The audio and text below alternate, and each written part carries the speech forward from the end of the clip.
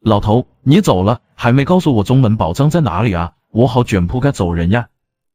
至强领域激活中。才子是个穿越者，他在这鸟不拉屎的地方待了整整5年，5年里除了老头子，他就没见过第二个人。昨夜老头子溘然长逝，才子正在他坟前悼念，这系统终于出来了。5年啊，系统你终于出来了，你知道我这5年是怎么过的吗？老头是不是你搞鬼？激活成功。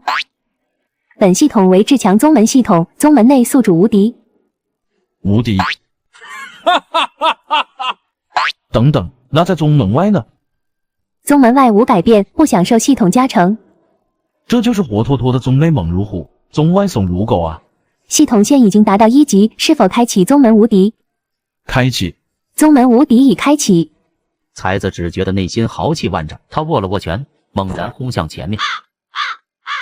然而什么都没有发生。系统怎么回事？宿主并未在天神宗内，请自行查看宗门范围。听着这话，才子顿时就愣了，自己不就在天神宗内吗？才子缓缓闭上眼睛，顿时一个画面便出现在他脑海里。也就是说，在将近1小半的封顶和大门下，我才是无敌的，这也太小了吧！才子有些郁闷，然后随手出一拳。不可思议的事情发生了，那条真龙本欲要突破天幕，不过就在真龙达到100米高空的时候，忽然消失。才子看着这一幕，心神震荡不已。若是老头子还在，看到这一招也得吓得瑟瑟发抖吧。我终于不再是废人了。一位剑眉星眸、气宇轩昂的少年，此刻正凝视着天神山，他衣服之上有诸多血迹，似乎刚刚经历了大战。就是化龙强者都没有这般威势吧？天神宗果然不愧是曾经的第一大宗，即使衰败了，也藏着这等大能。与其被这么追杀数万里，不如搏一搏。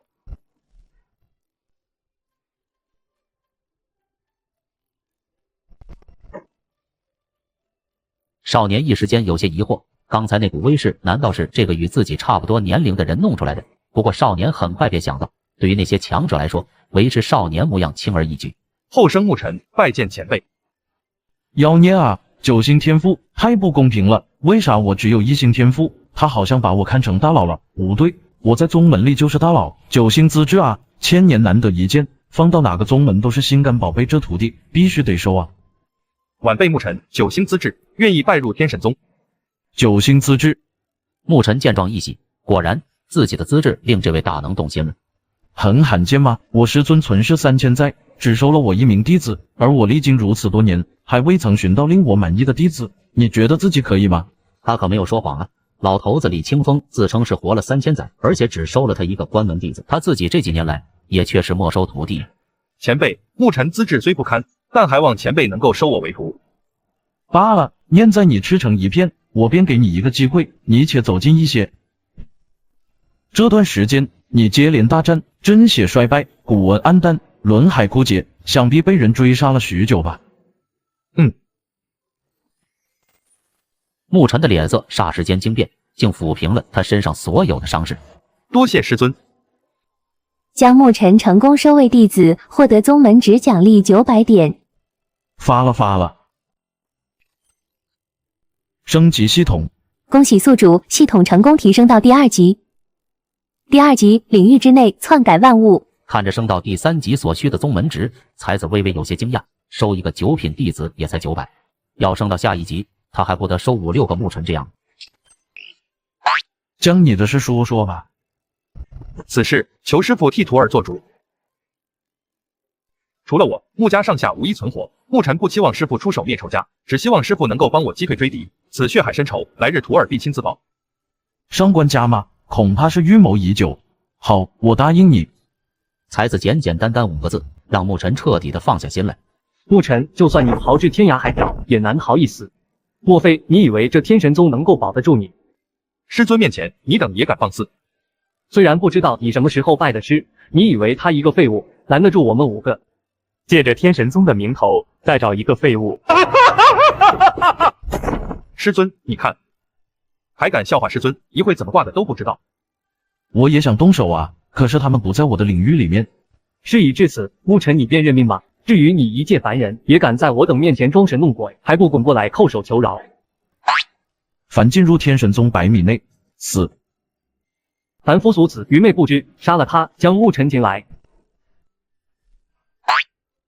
没想到你还真入戏了，把自己当做隐士强者，今天便让你见识见识，什么才是真正的强者。怎么回事？我怎么动不了了？难道真的是隐士强者？磨蹭什么呢？快点解决他！他不是不想动手，而是动不了。我跌到了轮海境，境界太高不行啊，会毁了我的烧鸡。圣人，好，可笑！圣人皆是能掌控一方天地的人，禁锢虚空对他们来说轻而易举。我有眼不识泰山，冒犯圣人威严，还望圣人海量。下来！你这个小兔崽子，可算进来了，想逃我还真拦不住，现在就任由我宰割了。很好，牧尘这几人灭你牧氏一族，便全都交给你处置了。上官然，你追杀数万里，如猫捉老鼠般戏弄我，折磨我的心智，那个时候你可曾想到自己会有今天？恭喜宿主，徒弟牧尘成功击杀敌人，您获得了100宗门值。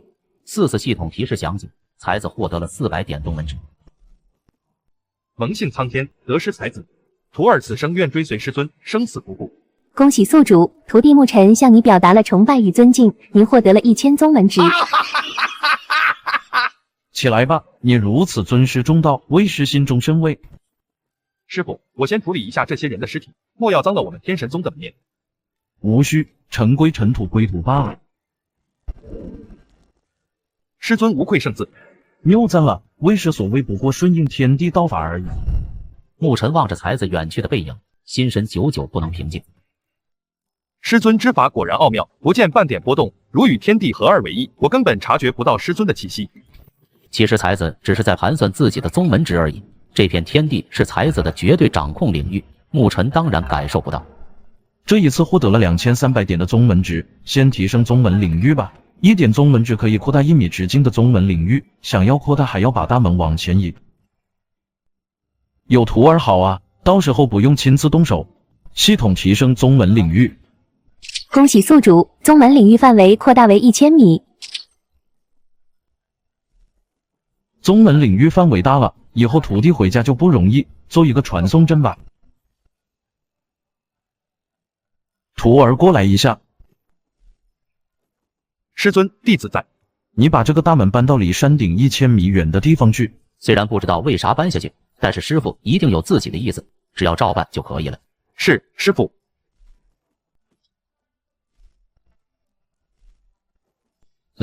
就放这里吧。以后造4座天神宗大门，扔到天南地北，全天下都是我的领域。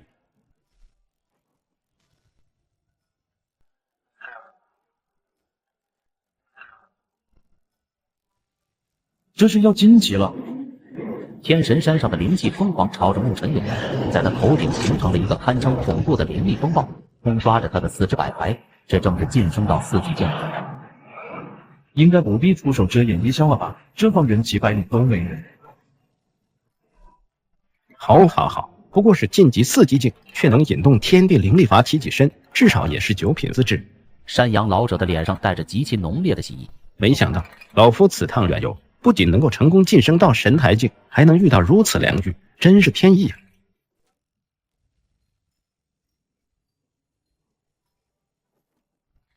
不错，灵气法髓，你这4级境相当扎实。这一切都要归功于师尊，这几日师尊一言不发，看似什么都没有教导我，但牧尘明白，师尊身与天地合，其实就是想借此告诉徒儿，定要放下心中仇怨，宁静致远，方能感悟大道。徒儿按照师尊所暗示的那么做，果然心中有所触动，这才晋级。啊，对，很好，不错。他原本还在担心自己怎么教徒弟，毕竟他从来没修炼过，可以说是个修炼睁眼瞎。不过现在好了，这徒弟很自觉嘛，完全不用他多操心。恭喜宿主，您的徒弟牧尘成功提升等级，您获得了100宗门值。双喜临门呀！雷劫。牧尘脸色变得有些慌张，他之前晋级的时候都未曾有过天劫，可是这次居然碰到了。师尊，此雷劫由徒儿一人抗下。牧尘的心思才子怎么不清楚？实力越强大，天劫也越强大。徒儿你坐好，且看为师出手。师傅，待会可是圣人雷劫。怎么不相信为师？牧尘多谢师傅。徒儿心安，雷劫又如何？为师便是天地，他又如何罚我？给我散！师傅，真的只是圣人吗？徒儿回家。牧尘多谢师傅。极为不错，此番晋级竟然还能够引动雷劫，你的资质定是九品无疑。师尊，这人的境界太可怕了，徒儿感受不到此人在哪。既然此人传音了，那还操心什么？等他出现。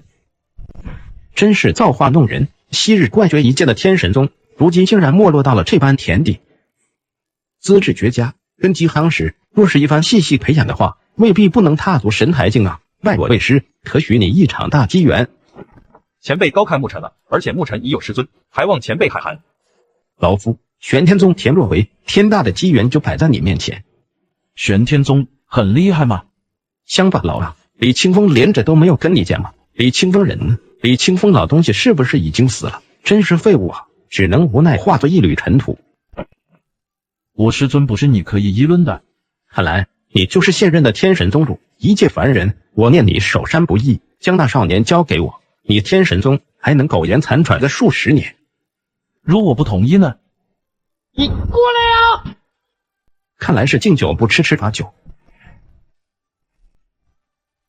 老头，你可算是进来了。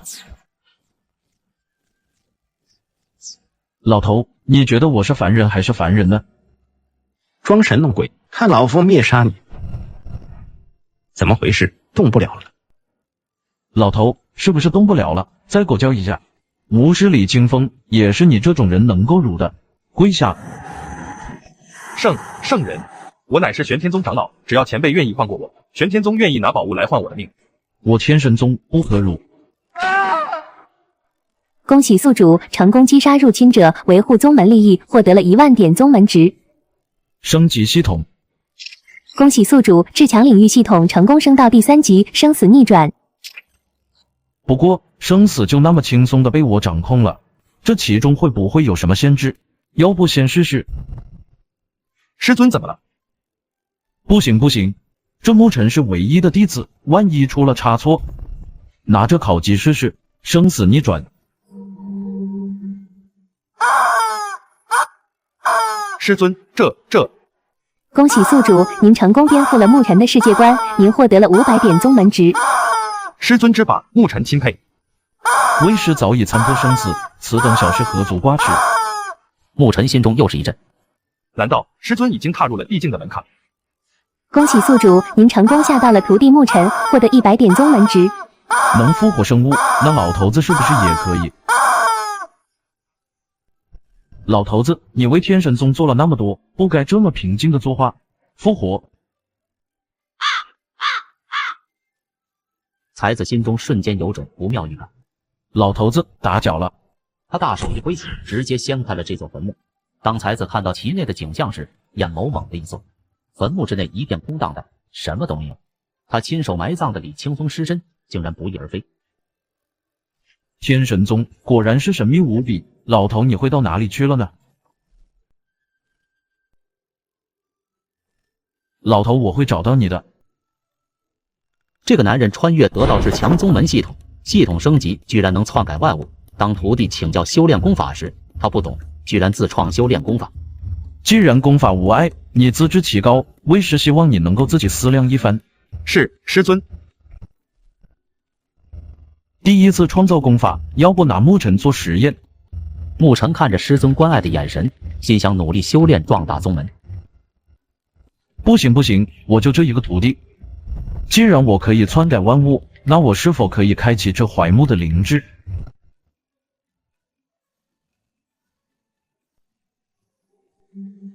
多谢主人，助我开启灵智。你不必叫我主人，跟牧尘一样叫我师尊吧。是，师尊。你且过来，我传你一道功法。看着有点呆呆的。徒儿，你修炼，为师为你护法。是，师尊。得亏我能够复活，不然的话谁敢这么玩？复活！我有的是时间，就不信创造不出功法。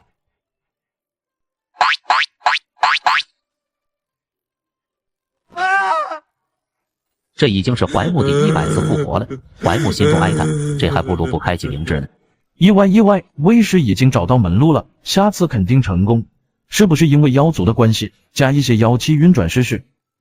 随着一次次的爆体，功法也在一次次的完善。在经历了999次爆炸后，功法终于完成了。在这期间，怀木一次一次的要求变回原来那样，但还是改变不了结局。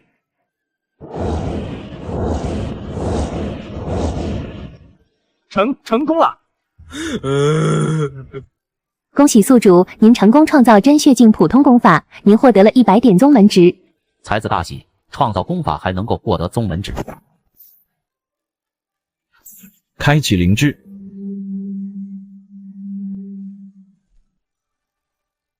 这是师傅为你量身定制的功法，要勤加修炼，不要辜负师傅对你的厚望。谢师傅，弟子定当勤加修炼。就这样，第3个弟子开启了爆体复活。刚刚怎么回事？徒儿，有为师在，没有意外，你只要修炼就可以了。师傅，我可以不修炼这个吗？其实虎鞭挺好的。开玩笑的，师傅，徒儿最听话了。就这样，在一次次复活中，肉身逐渐强大。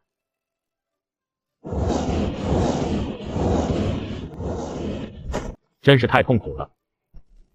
师弟你好幸福啊！师兄，此话怎讲？99次，整整99次。那师弟，你知道我这1000次怎么过来的吗？1000次啊！师兄同是天涯沦落人，相逢何必曾相识。师兄，师弟，这次咋没有宗门值？唯有第1次创造功法才能获得宗门值，需不断创造更高等的功法。原来如此，该整理一下功法了。我天神宗从今日起也算是有了属于自己的功法，老头子真的是败家啊，一点家底都不给我留。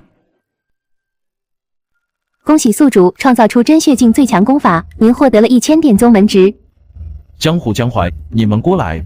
我自横刀向天笑，去留肝胆两昆仑。师弟，我们走。这是为师改良真血镜最强功法，你们拿去修炼。师兄，感觉怎么样？哦，比之前的修炼快了10倍。多谢师尊。也不知道牧尘修炼的咋样了。师尊，我想明白了。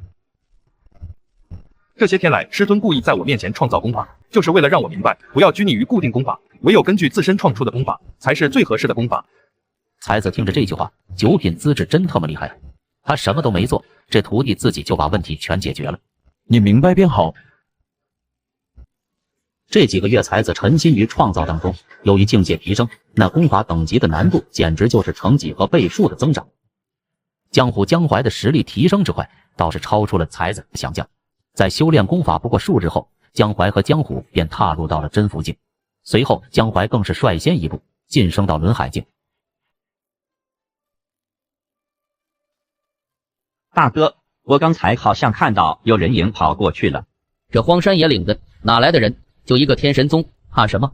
听说天神宗内就剩下了一个老头子和一个废人。看到我们凌霄宗的人来了，他们还不得吓尿？几个小渣渣也想找我天神宗麻烦，藏头露尾，不算什么好汉。此树是我栽，此路是我开，要想从此过，留下买路财。找死！怎么有一只蚊子叮我？师弟，你救师兄一条命，师兄一定会给你报仇的。宗主救我！大呼小叫，成何体统？我不是让你去驱逐天神山上的那2个人吗？怎么如此狼狈的逃了回来？其余人呢？我们才刚刚抵达，那自称天神宗弟子的树妖便是一阵乱杀。可怜我师弟，为了救我不惜替我挡下一击，否则的话我也无法活着回来见您。好，一个日落西山的天神宗，竟敢大肆屠杀我凌霄宗弟子，不灭天神宗，我以后如何立足南荒州？这是打了小的，来了老的吗？小子你很狂啊！这个老六，要不是我重生1000次，说不定这次就真的巨迹了。36计，走为上计。还想逃，真是痴人说梦。刚才是你追我，现在是我们追你，定要杀得你上天入地，无路可逃。这次真的要 GG 了吗？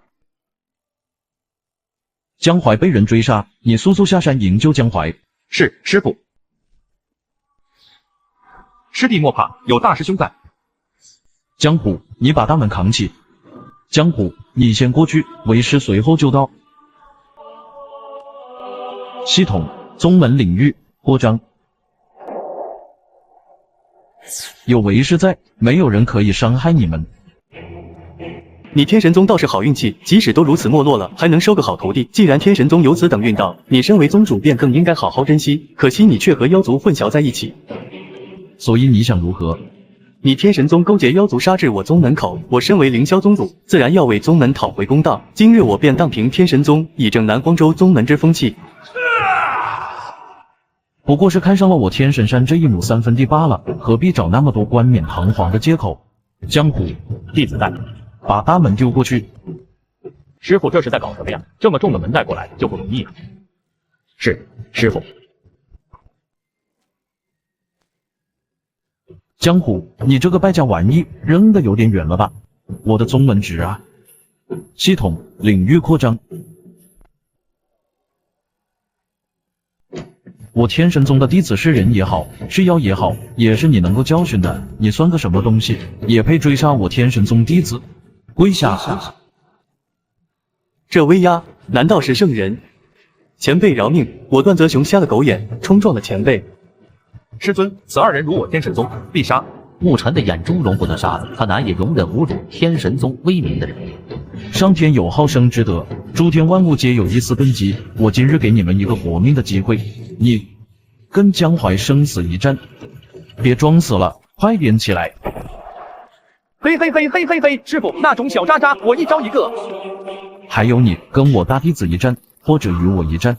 眨眼之间，牧尘和段泽雄猛然撞击在一起，二者的战斗迸发出了一阵阵强悍的火焰。怎么可能打得过？得逃！好，天真。小短腿加油，加油加加油！啦啦啦啦啦啦啦！恭喜宿主，您的徒弟江淮成功击杀入侵者，您获得了100宗门值。宗门值不够用啊，系统也不多给一点。你可知自己有哪些不足了？回师傅，撇开境界不谈，徒儿战斗的经验还是太少，下手更不够狠。明白便好，今后修炼要将其改善弥补。你还算是识趣，刚才对阵你若是下了死手，那你现在已经 GG 了。段泽雄从此愿以前辈马首是瞻，任意驱使，绝无二话。记住你说的这句话，什么时候你违背了，你的命便会没了。一旦违背，9天10地3000世界无我容身之地。既然如此，便回吧。若有需要，我会让江淮告知你的。说吧，怎么回事？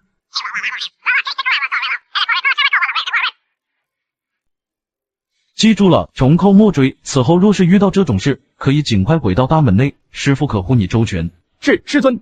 徒儿告退。我的宗门值啊，一个个徒弟都不省心。这一段时间希望他们不要出去转悠。现在可没有宗门值升级领域了。老头说天神山曾是南荒州第一灵山，据说栖息了不少妖族，怎么现在还没看到过踪影？或许是在无尽的镇压岁月中老死了吧？怎么赚宗门值呢？创造功法可以获得宗门值，只是不知道创造炼丹等级会不会有宗门值。师尊，段泽雄来了，让他上来。宗主，我凌霄宗今日已然解散，若是宗主看得起，我愿加入天神宗。如果前辈觉得泽雄不过资格，泽雄也愿意为天神宗效犬马之劳。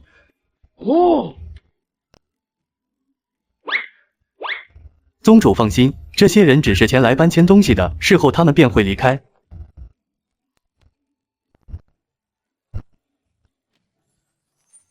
段泽雄会来事啊！天神宗可是一穷二白，最近正好要炼丹正愁没有草药呢。其他的虽然我用不上，但是徒弟们需要啊。可。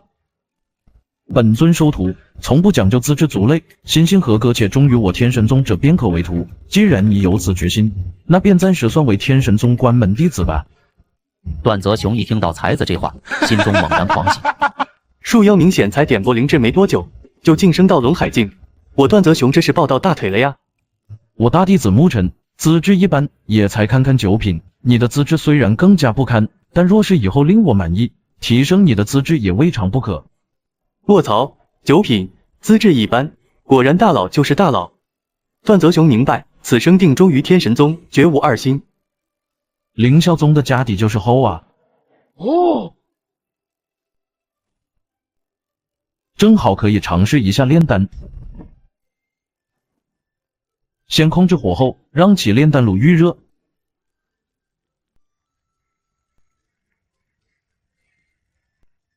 现在就可以加入灵药了。保持好温度，让其溶解，然后相互交融。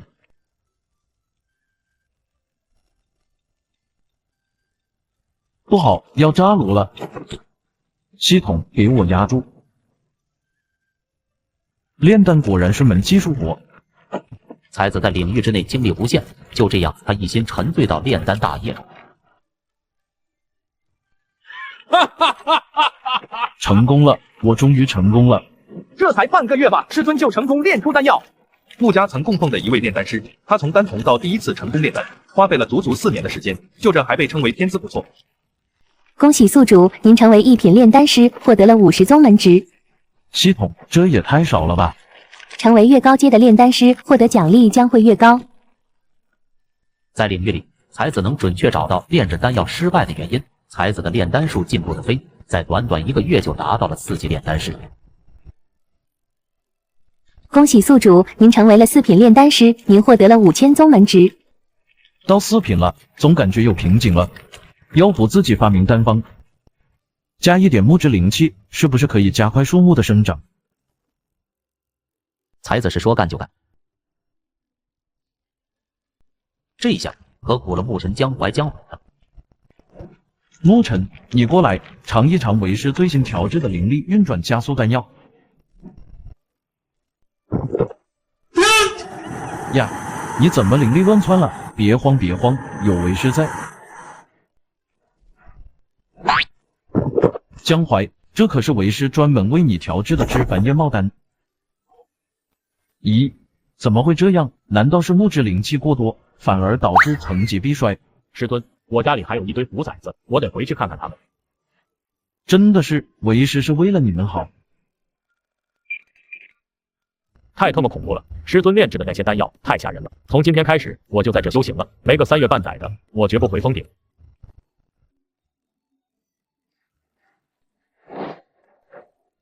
明明是只普通老虎，却能开启灵智，这件事情有趣。难道是天神宗的那件秘宝又现世了？化龙镜。若是将这件事情告诉那些老家伙，他们应该会感兴趣的吧？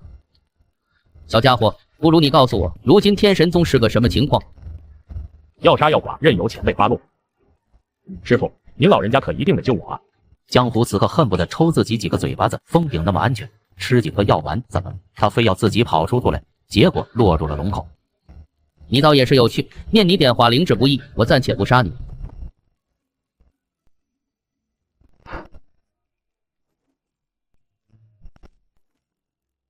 老骨头，我知道你没有死，出来见我。你胆敢在这天神山上如此乱窜，真不怕被镇压了吗？彻底神消身散。你还是一如既往的怕死。最怕死的应该是你吧？自封龙潭3000年，根本不敢吭声。你有没有察觉到最近的压制少了很多？不错，最近那股令我心悸的压制消失了，否则的话我这洞口也不会开启。天神宗的那位终究是死了，你我可以放心大胆的出世了。除此之外，我还发现了一件令人欣喜的事情。你看看这小东西，这小老虎资质一般，它怎么化的形？而且化形时间如此短暂，就能够晋升到真符境。我觉得那件秘宝还在天神宗。此事若是仅仅只有你我觉得有些不放心。还有几个老家伙还活着，这件事情我们可以一起谋划。哦，虽然看不出太多痕迹，但我断定应当是那件妖族秘宝。诸位，我没骗你们吧？这的确是一桩天大机缘。你们放心，天神宗如今仅有一个凡人掌控，现在正是一雪前耻的好时候。我们趁着这次机会夺取秘宝，顺便将天神宗给我们的耻辱都还回去。老头子原来真没有骗我，在这天神山果真镇压着一些大妖，来了也好，彻底解决了这些大妖。怎么了？不能再前进了，我心中总有一种极其不妙的预感。我总感觉到再进一步我们就会死。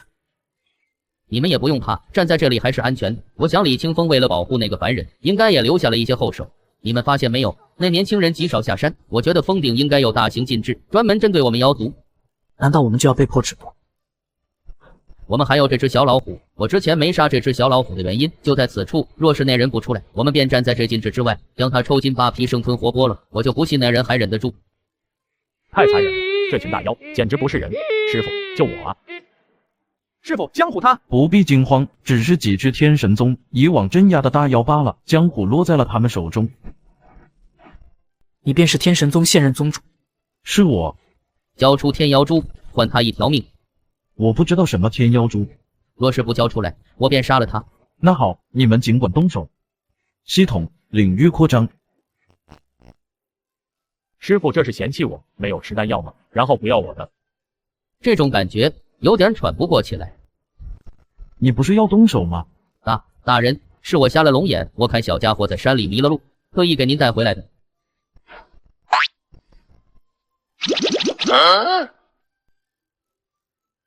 小子，是你逼得我们走这一步的。你以为你是圣人便能无敌于天下了吗？不要废话了，我们时间无多，杀了他，拿走天妖珠。我天神宗能镇压你们一时，便能够镇压你们一世。我的第八感告诉我要赶快跑。蛟龙，你个小人！不知道你们有没有听说过一种从天而降的掌法？我还是太善良了。大人，我愿交出蛟龙魂，只愿放我一条生路。师尊，这蛟龙浑身上下是宝啊！江虎啊，是师傅的丹药好吃呢，还是这龙的爪子舒服啊？那个，师傅我错了，我家崽子饿着肚子呢，就先回去了。你觉得我为什么要放过你呢？大人，我能够拿东西来换命，我潭水下有万龙涎，我还知道其他几个大妖藏宝贝的位置。你今日可以不死。蛟龙魂我就收下了。多谢帝尊不杀之恩。牧尘，这蛟龙从此以后便是你的坐骑了。师尊，徒儿资质不行，怕驾驭不住这大妖。那师傅便给你提升资质。孩子好似在和上天争夺什么一样，脸色凝重无比，以手擎天，让人掠夺着。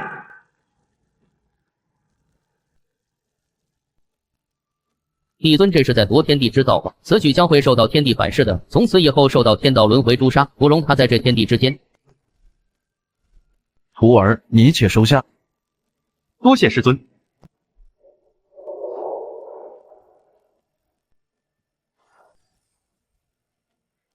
师尊，我这是12品了吧？难道连师傅都信不过？不是这个意思，只是徒儿不敢相信事实。简直是神鬼莫测的手段，便是昔日那位万妖之子也不敢这么行事。我化龙的最大机缘就在才子身上，师傅还会害你们不成？是不是啊，江虎？徒儿再也不敢。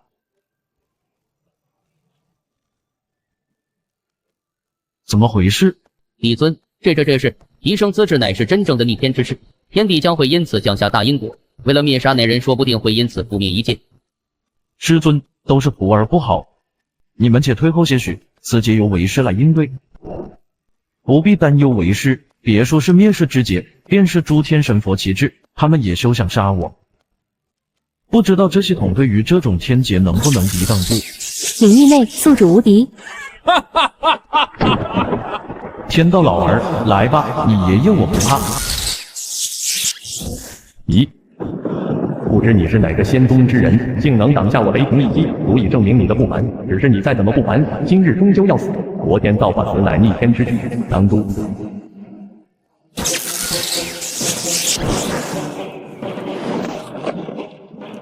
这是什么？难道是大劫到了？不该如此啊！莫是大劫不该这个时刻降临？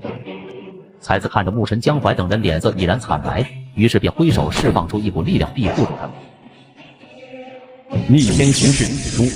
天道再次震动，发了一道誓令。那只混沌巨手携带着恐怖天威，浩浩荡荡的以肉体为雕塑，朝着天神镇压来。当那只混沌巨手降临到了无敌里，才是对决的角度。3，仅仅只是简简单单的一个字，那只混沌大手在须臾间消失于无形，那诸般异象也在这一刻瞬间消失。这就结束了。我花龙就是天才，这可是超级大腿，不能让大腿跑喽。好了，没事了。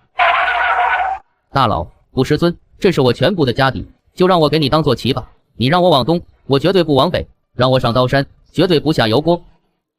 这龙节操呢？你的蛟龙魂我已经给我大弟子，你去做我大弟子的坐骑。大师兄，师尊说了，让我做你师弟，现在我罩着你，以后大师兄罩着我。师傅，刚才发生了什么？那场景太骇人了，好像大破灭时代降临一般。若真是大破灭时代降临，你我师徒早已殒灭，只怕这件事情另有蹊跷。师傅，你说是不是因为天神宗？如果真的是天神宗，星河这一次可是我师徒2人的机缘。咦，这气味，难道是万龙涎？这天神山果然神秘，连罕见的万龙涎都能再次找到。是谁竟然捷足先登，先我们一步拿走了万龙涎？师傅，怎么了？这天神山顶怕是还有人在，多半是天神宗人拿走了万龙涎。走，随我前去封。师傅，徒儿心中有所感悟，这是徒儿创造出属于自己的武技。很好，不枉为师的一番苦心栽培。这可是12品资质，有资格问鼎仙路的，就算成为神话传闻中的不朽仙王，那也不是没可能。自创武技，那也太容易了吧？花龙，你在嘀嘀咕咕说什么呢？师尊，你就是我心目中的男神，特别是打篮球超级帅。师傅就吃这一套，回头师尊给你专门炼制一些丹药。多谢师尊，我真是太聪明了，几句话让师尊为我专门炼丹药。师兄，这师弟可真勇啊！我同意华龙说的，至尊天下第一帅。阿虎，你可是真虎啊！我真机智，说不定下一个提神资质的就是我。师尊是丹宝圣地的人，丹宝圣地把持着南荒州过半的丹药供应，虽然他的实力比起其他宗门来说弱了一，但没有人敢惹丹宝圣地。阁下便是天神宗宗主，在下是丹宝圣主陈傲之弟陈玄礼，今日特来造访天神宗，唐突前来还望见谅。想必是天神宗的那些宝物都被此人用了，不过也才4级境而已，真是废物。要是给我早就是化龙境了。不知陈道友今日造访天神山，所为何事？不知道江宗主可否得到了万龙涎？不错，确有此事。今日突然造访天神宗，路上偶然寻到万龙涎的踪迹，却不料江宗主已经先行一步踩走了。这陈玄礼还要脸吗？什么叫我行一步踩走了万龙涎？我堂堂天神宗主，天神山上一草一木都是我的，咋地？如果这万龙涎还留在原处，就是你的不成？不知江宗主可否割爱，我必有重谢。这东西是为我徒儿准备的，我恐怕难以答应下来啊。那可真是可惜了。不过万龙涎对我来说也颇为重要，我也不愿就此离去。陈道友意欲何为？这是忍不住想要动手呀。我看江宗主似乎也沉浸于丹药一道，不如我们便以炼丹为赌，如何？这可乃是我丹宝圣地秘传6品3阶大罗回天丹。6品听起来有点厉害。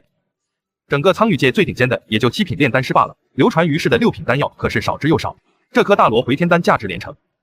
若是我输了，这颗大罗回天丹便是你的；若是江宗主输了，还望能够割爱。好，既然陈道友有这个魄力，我也不好再拒绝，我们便赌了。跟我师父比拼炼丹，真是不知死活。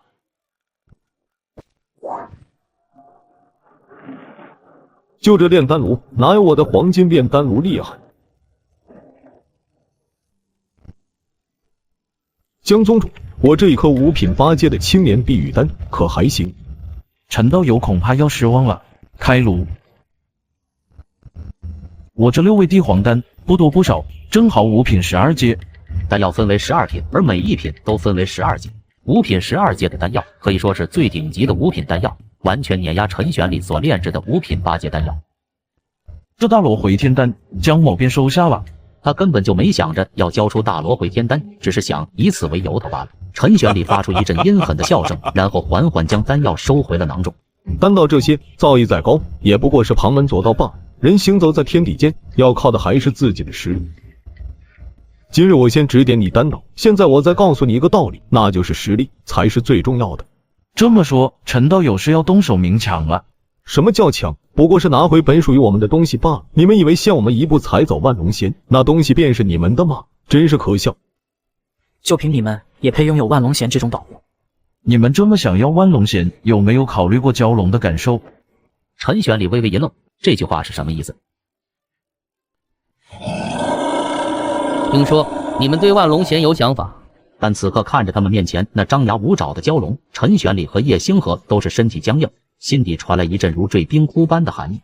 花龙实力强的就交给你了，至于那个轮海，牧尘你去增加实战经验。跑！嘿嘿，你越跑老子就越起劲。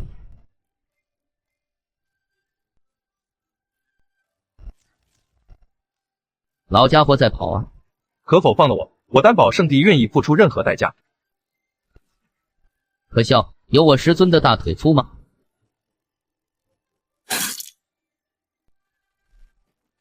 师尊，我追上的时候，他选择了跳崖，那里太高，我没能带回他的尸身。好了，都是小事，这丹药一人一枚，有这丹炉在，以后我炼丹也轻松许多了。师尊，这是那个老小子的空间戒指，里面有大量的灵药和诸多的成品丹药。为师去给你们炼制丹药防身，还有牧尘，你是时候下山历练了，实战经验不足啊。是徒儿让师傅失望了。究竟是哪位仙王的分身坐镇苍玉界，竟挡下了我的雷劫？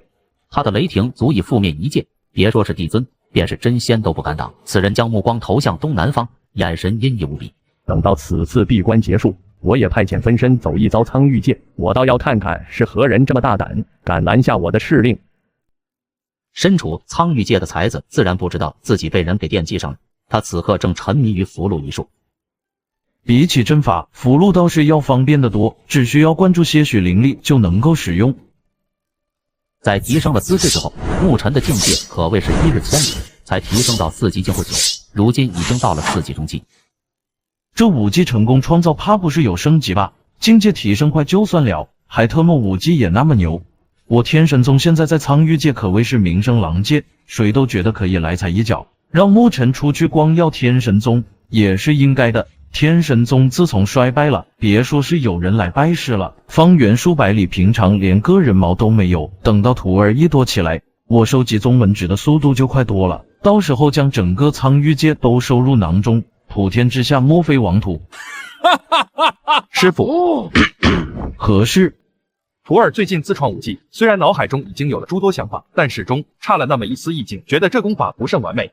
这几天师傅也看了，你看师傅这符箓怎么样？师傅，我悟了。悟了？悟啥东西了？师傅都还没有悟，怎么还是进入无我状态？妖孽啊！人剑合一。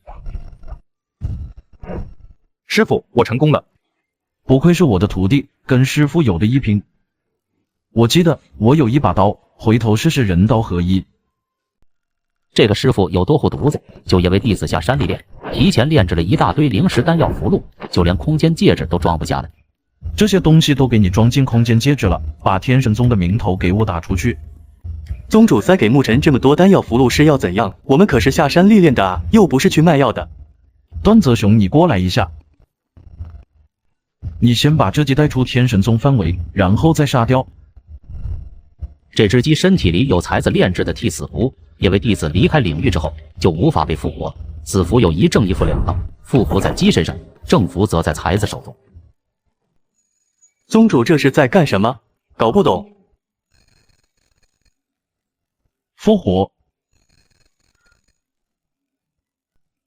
这下徒儿的生命安全就有保障了。这2张符箓可保你们安全，下山去吧。弟子告退。徒儿，世事险恶，师傅给你准备的东西，希望能够帮到你。花龙，暗中保护牧尘，一旦有大能出手，就将他救下。我明白，师尊放心，就算是那些老不死的出手，我都会拼死将牧尘带回来。替死符虽然能够让他复活牧尘，但若是有顶级大能出手禁锢了牧尘的神识，替死符说不定就会失效。才子可舍不得自己之徒，有将化龙暗中保护牧尘，又有替死符，此行堪称是万无一失。徒儿啊徒儿，可不是为师有偷窥癖，实在是放心不下你的安危哟。公子，距离天神山最近的城池是青云城，我们要不先到青云城暂且落脚。段泽雄没有称呼沐尘为大师兄，一来是二者年龄差距，二来他毕竟只是一个关门弟子，称呼沐尘为公子恰到好处。好，那我们便先去青云城。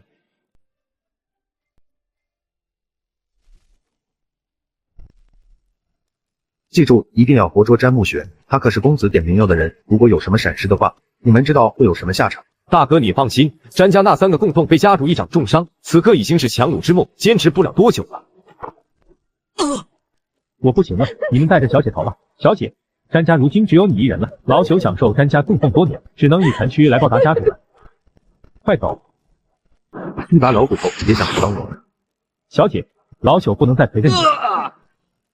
公子，我们快抵达青云城了。我虽然极少去青云城，不过也多少清楚一些消息。城内有着一个顶尖家族楚家，还有着诸多二流家族，我们尽量不去招惹出去。听闻楚家家主楚南天已是化龙境的强者，我们远不是。公子，还望伸以援手，老朽愿赠你地阶武技为报。我青云楚家之事，你们也敢出手？还望公子能够庇护我家小姐呀，这些东西做赠礼。宋爷爷，她名为詹沐雪，是青云城詹家的小姐。楚家大公子楚云龙看中了她的美貌，多次亲下骗你至詹家。我不喜欢你。楚云龙在青云城业绩斑斑，詹沐雪怎么会嫁给他？他父亲我是不会把女儿嫁给你的。那小子终于露出了自己的真面目。楚云龙带着楚家的人血洗詹家，女儿快走，爹挡住他了。父亲和数位供奉先后被杀。詹沐雪，若是你早早的答应了我们公子，又何须落得这个下场？全族被屠，现在可只有你一个人了，詹家再无人能够庇护你，跟我们走吧。不得不说，自己这徒弟运气是真的好，才刚刚一出门，就遇到了英雄救美这种事情。小子，这可是我们青云楚家的事情，你也敢管？如若你再出手，我不介意将你变成一具尸体。他心中缓缓叹了一口气，自己才刚刚说到不要去招惹青云城楚家，结果转头他们就和楚家给碰上了。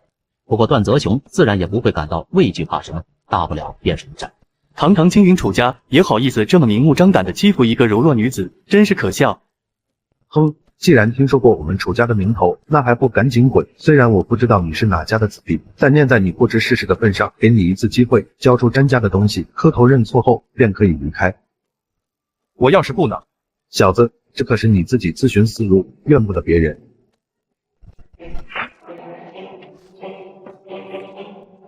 到你了。你此次行为，甚至要牵连你身后的家族，得罪楚家的人都要死。4级境后期，相差一个小境界，应该能应付。他一拳杀来，携带着无比猛烈的拳风，将空气都打得震荡不已。人剑合一。这一剑已经超越4级后期，他一个4级中期的小子，怎么可能做到？不错，沐尘这小子进步巨大，尤其是实战上，总算是熟练攻杀之道了。哦，江虎，吃独食可不行，再去烤2只。是，师尊。好，这一战公子虽然有一些不足，但人总是在前进中总结经验，我相信你很快就能熟练掌握这武技。这些东西本就是你的，我只是物归原主。你就先跟着我们吧。沐尘于心不忍，最终还是带上了詹沐雪一起上路。詹沐雪将自己和楚家间的恩怨讲给了沐尘。当沐尘听到詹家的遭遇之后，双眼蓦然间微红，因为他想到了穆家满门被杀，詹沐雪的遭遇和自己何其的相似。从此以后，你便跟着我吧，我会将你带回天神山。虽然不确定师傅会不会收留你，但我一定会护你安危。沐尘啊沐尘，这姑娘你可得给为师带回来。5年啊，5年了，一个母的都没有。看看这天神山，清一水的糙汉子，不是男人就是大妖，养眼的都没有一个。詹沐雪的遭遇激发了沐尘的保护欲。天神宗不是早已经衰败了吗？难道公子是天神宗的弟子？我之前也跟你一样，以为天神宗衰败，可当我机缘巧合拜入师傅门下后，才知道天神宗是如此的不简单。我师更是修为通天，你只需要知道，我师傅无所不能。詹沐雪为我天神宗弟子，若是你们一味追击，便是与我天神宗为敌。这年头还有人敢自称是天神宗弟子，真不怕被别人笑掉大牙。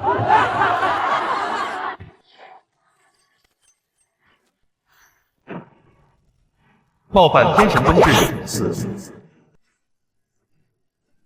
恭喜宿主，您的徒弟牧尘维护了天神宗威严，您获得了500宗门值。他之前杀楚长歌的宗门值呢？被你吃了吗？楚长歌并未冒犯天神宗。看来以后的让徒弟在打架之前先自报家门，反正现在全苍玉界都把天神宗当作笑话，谁都要嘲讽那么1-2句，这可是个赚取宗门值的好机会啊！我们不改道了，继续前往青云城，我倒要看看楚家如何的了不得。好，便听公子的，我们前往青云城。公子，我们去自投罗网吗？你放心，有我在，一定护你安危。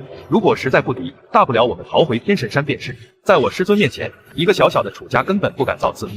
那好，究竟是怎样的高人，才能让穆大哥这么的崇敬？据说楚家的背后隐隐有着夺魄门的支持，才能够一直在青云城独占鳌头。夺魄门门主乃是楚江河，说不定他和青云楚家有着血缘关系。南荒州内宗门众多，但最负盛名者还是一宗2帝4，夺魄门也是4门其中之一。不必担忧，若是夺魄门因此问题，我想师尊会出手的。我们先找个地方住下吧。哦，好像有点眼熟，是他，发了，这辈子不愁吃了。要不要解决那个乞丐？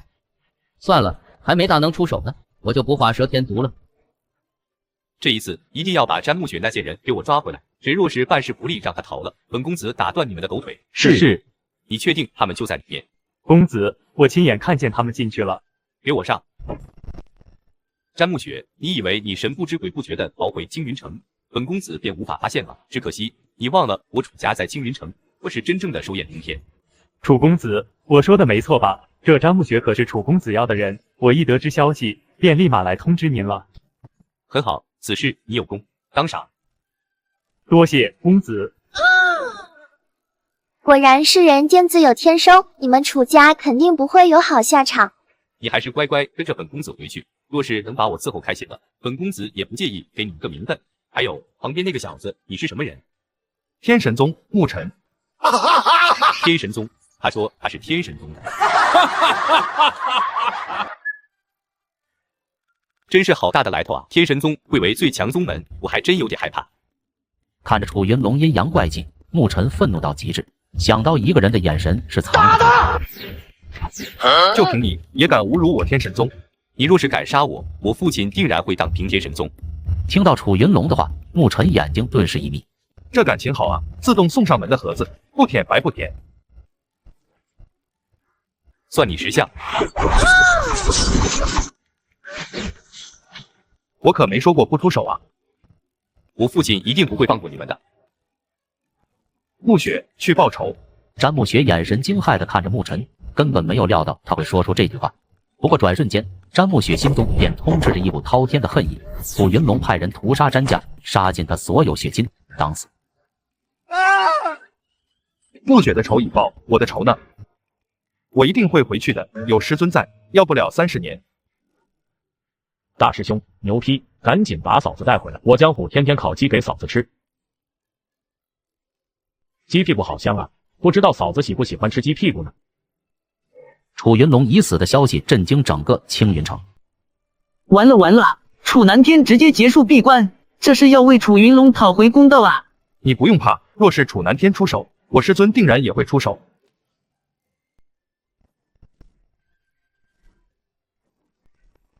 实力很强，我不是对手，一旦动手，就由我来拖住楚南天。你带着詹暮雪快速离开此处。等到他们出现危险的时候，我再出手吧，否则的话便失去了历练的意义。谁杀了我儿子？杀楚云龙的人是我。段泽雄本想率先一步站出，挡住楚南天，为牧尘和詹暮雪赢得逃生的时间。你没有实力杀了云龙，是我废了楚云龙的4肢，再让詹暮雪杀了他。很好。欠债还钱，杀人偿命。我今日只取你一人性命，与我儿换命。楚南天身躯陡然迸发出一股极其强悍的威势。牧尘给楚云龙抵命，那谁又给我詹家上下抵命？你这句话是什么意思？段泽雄和沐尘眼神都极其的疑惑，楚南天难道到现在都还不知道楚云龙率众屠杀詹家上下的事情？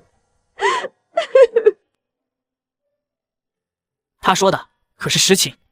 他说的是实情，大公子的确屠杀了詹家上下。真是逆子！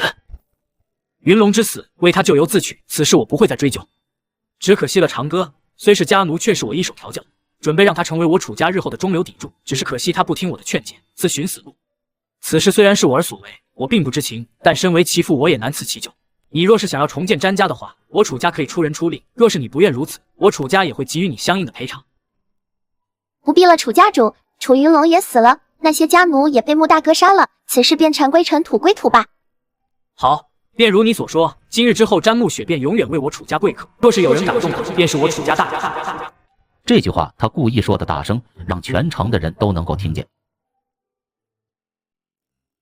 这次事情的结局远远超出了他们的预料。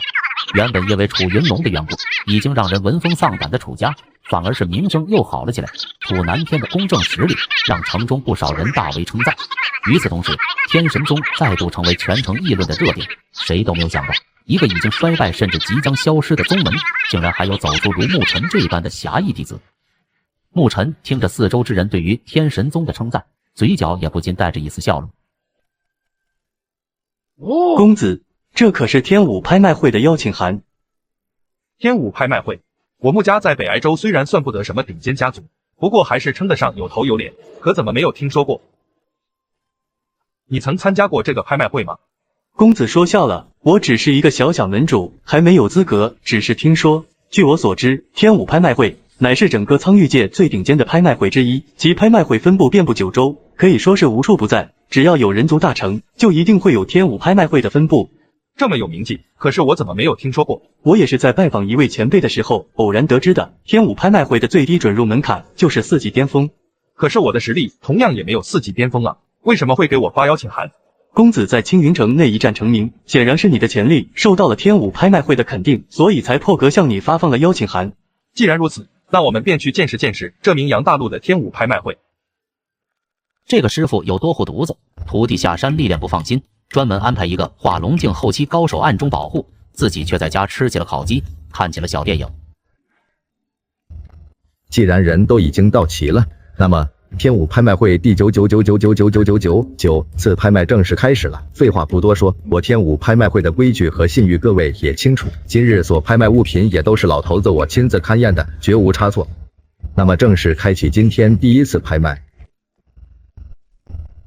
本次拍卖会第一个拍卖物品是龙鳞，此物的功效你们也肯定知道吧？无论是拿来炼丹，或者说用来制作法宝，都是上上之选，底价5000颗灵石，每次加价最低500灵石，1万颗灵石。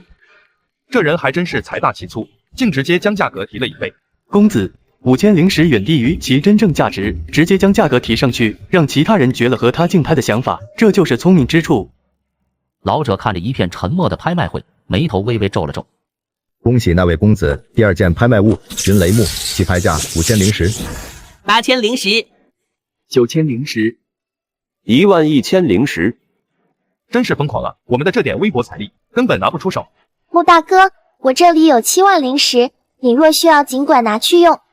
好，等我有需要的时候。最终，云雷木以3万2的价格被一位不知名的拍卖者买下。下一件拍卖物品，这东西是原主无意间得到的，老夫推测它应该是天元圣净图的残片，此物我不做过多阐述，一切都由你们自己决定。起拍价0。公子，那东西我们一定要拍下，圣人秘境肯定有圣人传承。这张残图我要定了。8000灵石，8000灵石也想拥有天元圣净图，我出15000颗灵石。3万，3万5，4万，7万。7万灵石一出，现场瞬间鸦雀无声。8万。公子，我们哪来那么多钱？公子，我们是不是该请示一下你师傅啊？我操，现在全宗的灵石恐怕也就几千来颗吧。哦，师尊，我们宗门有多少灵石啊？江湖你不说话，没人把你当哑巴。哼，原来没有钱，那他的竞价便算不得数。此次竞拍需要重新来过。8万灵石的价格确实是有些高了。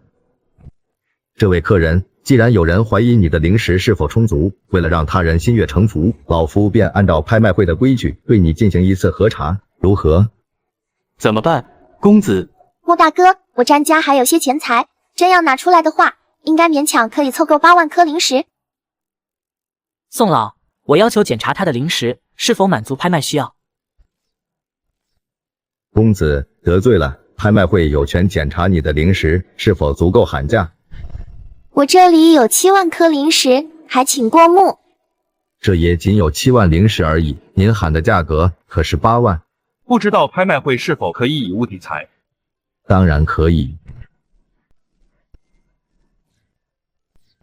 青岩丹500灵石，3阶的碧血琉璃丹，可抵1000颗灵石9玉玄心丹，可抵1000灵石坐忘抱手丹，可抵2000灵石。公子，老夫粗略计算了一下，您的灵石加起来，一共可以算作48000颗灵石，我自作主张，给您算作5万。那便多谢宋老了。天元圣境图残片8万颗灵石成交。能给一个弟子这么多丹药，也只有丹宝圣地了。有钱买下天元圣境图，你可不一定有命拿着它。里面价值8万灵石。公子的为人，老朽自然是信的，玉而交货。那我们就告辞了。还是公子镇定自若啊，那番淡然姿态真是让人折服。我这么多年的历练，真是混到狗身上去了。此番是了，也该离开青云城了。公子小心。你是血莲教的人？你小子倒还算有些见识，能够看出我的根脚。我与阁下或者说血莲教往日无怨，近日无仇，为何要来寻我？或许这中间有着一些误会。我们的确是没有什么仇怨，只可惜你买下了天元圣境图，那就该死。这个小黑子打起圣人秘境的主意，竟然想来一次杀人越货。你是那个买下了云雷木的人？是又如何？你们有钱拿图，却没那个命去圣境。人剑合一。小家伙的剑法倒是十分精妙，只可惜实力终究是有些不济。无论你剑法如何玄奥，今日都要死在此处。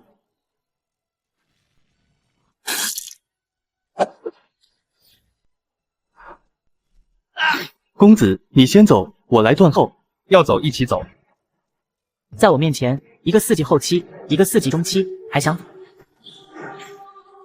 公子，放心，我没事。有点意思，将灵力聚集在一起，再以火焚之，增加灵力的狂暴度，倒也是算是一个偏门的法子。不过这点实力，在我的面前还不行哦，嘻嘻。敢杀帝尊之徒，真是好大的胆子！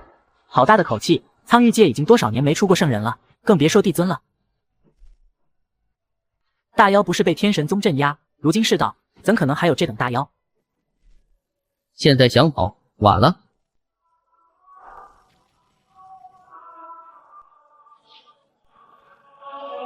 他的丹田碎裂了大半，体内的经脉也因为承载了太过狂暴的灵力而断裂开来。若是得不到及时的救治，别说修为保不住，就是性命能不能保住，都是未知。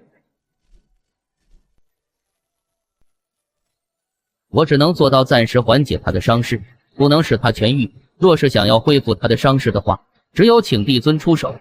好，我即刻带他返回天神山。我想跟你们一起回天神山。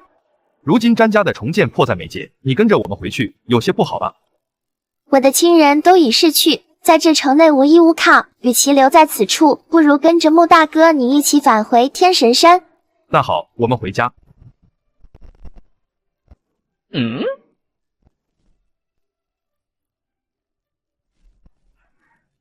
快！你大师兄要带朋友回来了，江湖江淮，你们去把宗门上下打扫一遍。那师傅你干嘛？我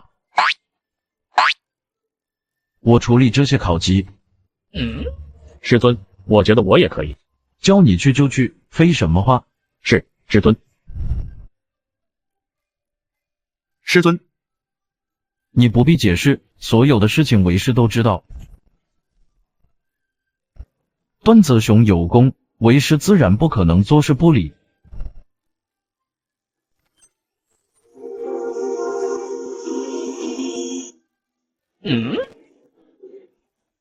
多谢帝尊。本尊向来赏罚分明，此次你护卫牧尘有功，其心苍天可见。今日我便正式收你为门下弟子。段泽雄拜见师尊。终于不用看大门了。起来吧。段泽雄有着一颗枭雄之心，最重要的是他虽有野心，却极守本分。这样的人没道理不收他为弟子。哇，公子的师傅好温柔。师尊，此女是徒儿这次下山历练所遇，满门被屠，天地间再无任何的亲人，只剩她孤零零一人。我见她可怜，便自作主张将她带上山来，还望师尊能够开恩，能够将她留在山上。为师知道了，她的身世和你可谓颇为相似，便暂时留在山上吧。多谢帝尊。以后我天神山也是有风景看了。牧尘在返回天神山之后，并没有着急离开，而是选择暂时留下。师尊在你身边修炼就是快，师尊好似什么都没说，但又什么都说了，我思绪一下就打开了。这特么的是你自己资质好。恭喜段大哥，实力又有所精进。都是师傅教的好。这次遇到的血莲教究竟是什么来头？听说他是南荒州最强大的魔宗，凡是招惹了血莲教的人，下场可都不太好。魔主的修为是神台后期，教中最强者就是5位血莲使者，俱都是化龙巅峰。对我而言都是渣渣，你们遇到了要格外小心。师尊，徒儿此次归山是因为段师弟的伤势，如今他丹田恢复，我不日便将再次下山。这是你自己的事情，为师不阻拦你。只是这次还希望师尊不要派遣江化龙保护我。好，但是段子雄还是与你一起。这个弟子有多叛逆，故独自师尊安排化龙境高手暗中保护，被徒弟发现了，竟然不需要。徒弟长大喽，不需要我这个师傅喽。怎么会呢？师尊永远排在我心里第一位。好了，师傅虽然零食不多，但是师傅炼制一些丹药给你做路费。这是师傅准备的雷丹，丢出就会爆炸，还会有蘑菇云雾。来，徒儿这个师傅多的是，都带上。师尊，徒儿是下山历练的，不是去贩卖丹药的。一样，卖了换零食，有零食才能行走江湖。下山去吧，你们就是天神宗的未来。是，师傅。别太过紧张，本尊又不会吃了你，就当在自己家一样。嫂子，我跟你说，师尊最喜欢吃烤鸡了，你可以给师尊做烤鸡吃。江虎，给我过来，为师今日检验你的防御之法。师尊，轻点。叫你好好修炼，你却想吃鸡屁股，回去修炼吧。是，师尊。原来前辈喜欢吃烤鸡，我现在就去学。九阳城内有端木、司徒两大家族分庭抗礼，平日里虽然说不上是水火不容，不过却也算摩擦不断。然而今日两家居然要进行联姻，以后我们就是亲家了。家主，不好了，司徒青小姐不见了。青儿竟然顽劣至此，端木兄，你且莫急，我马上派人将她捉回来。希望如此。若是此次联姻有什么意外的话，你我两家结盟的事，恐怕也要就此作罢了。给我追，一定要把小姐找回来。帝尊，烤鸡。这小丫头还真的去学了。有人来了。是不是来挑衅的？需要弟子等人出手吗？他们俩在这山顶都要憋出病来了，天天除了修炼就是修炼，尤其是江湖这个耐不住性子的，此刻就想找个人好好干一下。我暂时也不知道来人的用意，你们二人且下山去看看吧。是，师尊。还不给我滚回来！为了两家之间的联姻，自己的女儿说送也就送出去了。这样的父亲，我宁可不要。什么家族崛起的事情都跟我无关。我父亲乃是4级巅峰境界的高手，不知道这宗门是否有人拦得住。你们是天神宗的弟子？对，我们就是。此次不远万里前来天神山，就是想要拜入贵宗门下，还望两位师兄给个机会，通报一声。那行，你且随我们2人上山面见师尊。如果是以前的天神山，我还不敢招惹，但是现在嘛，希望他们别不识抬举。师尊，此女前来，欲要拜师。晚辈司徒卿拜见前辈，此番前来是希望前辈能够收我为徒。不知道他能不能挡住我父亲，要不然得快点走。别以为我不知道你怎么想的，利用天神宗摆脱身后的追兵，之后再悄然离去，这算盘倒是挺精细。晚辈真的是心悦诚服，诚心想要拜入门下。这家伙不好忽悠啊！你且说说，凭什么要收你为徒？凭什么？我怎么知道？我只是利用你们摆脱我父亲罢了。有了，我听闻天神宗衰败，为此事痛心疾首，欲要继承前辈衣钵，日后修炼有成，壮大宗门。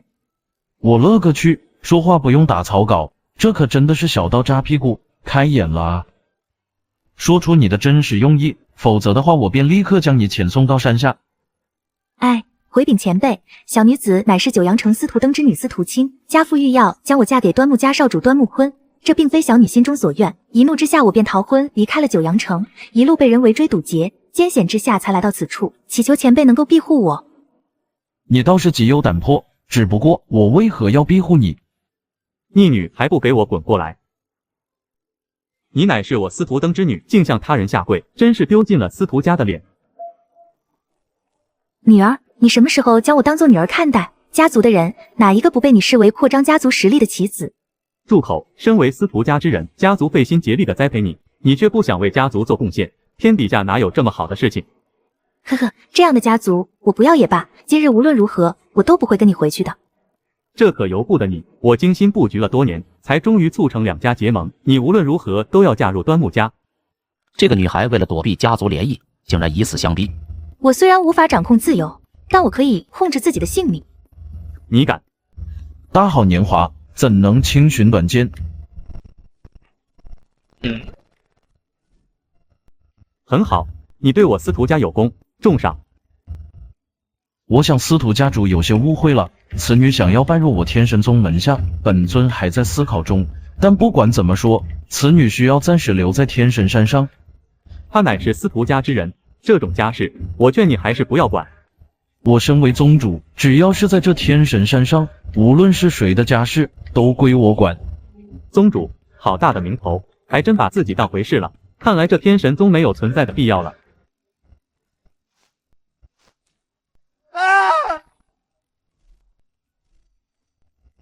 听说你要灭了我天神宗？圣人？天神宗怎么会有圣人？前辈，我那是口误。那也要付出代价。江湖打一顿，不用怕，我已经封印修为了。哦。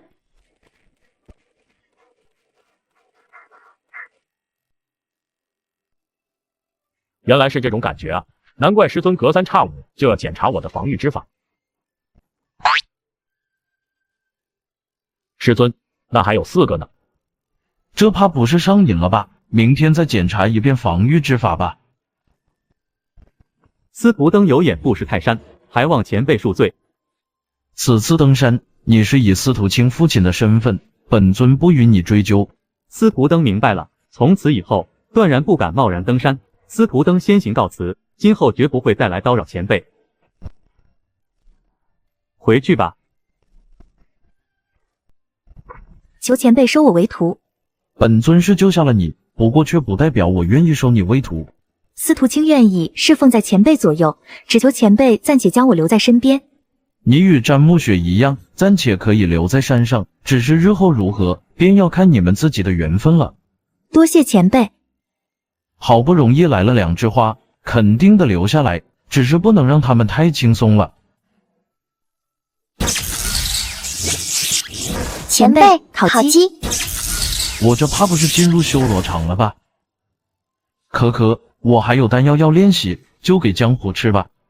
前辈，我虽实力不强，但詹家此前经营的多是药材生意，在炼丹上面，我说不定能够略尽绵薄之力。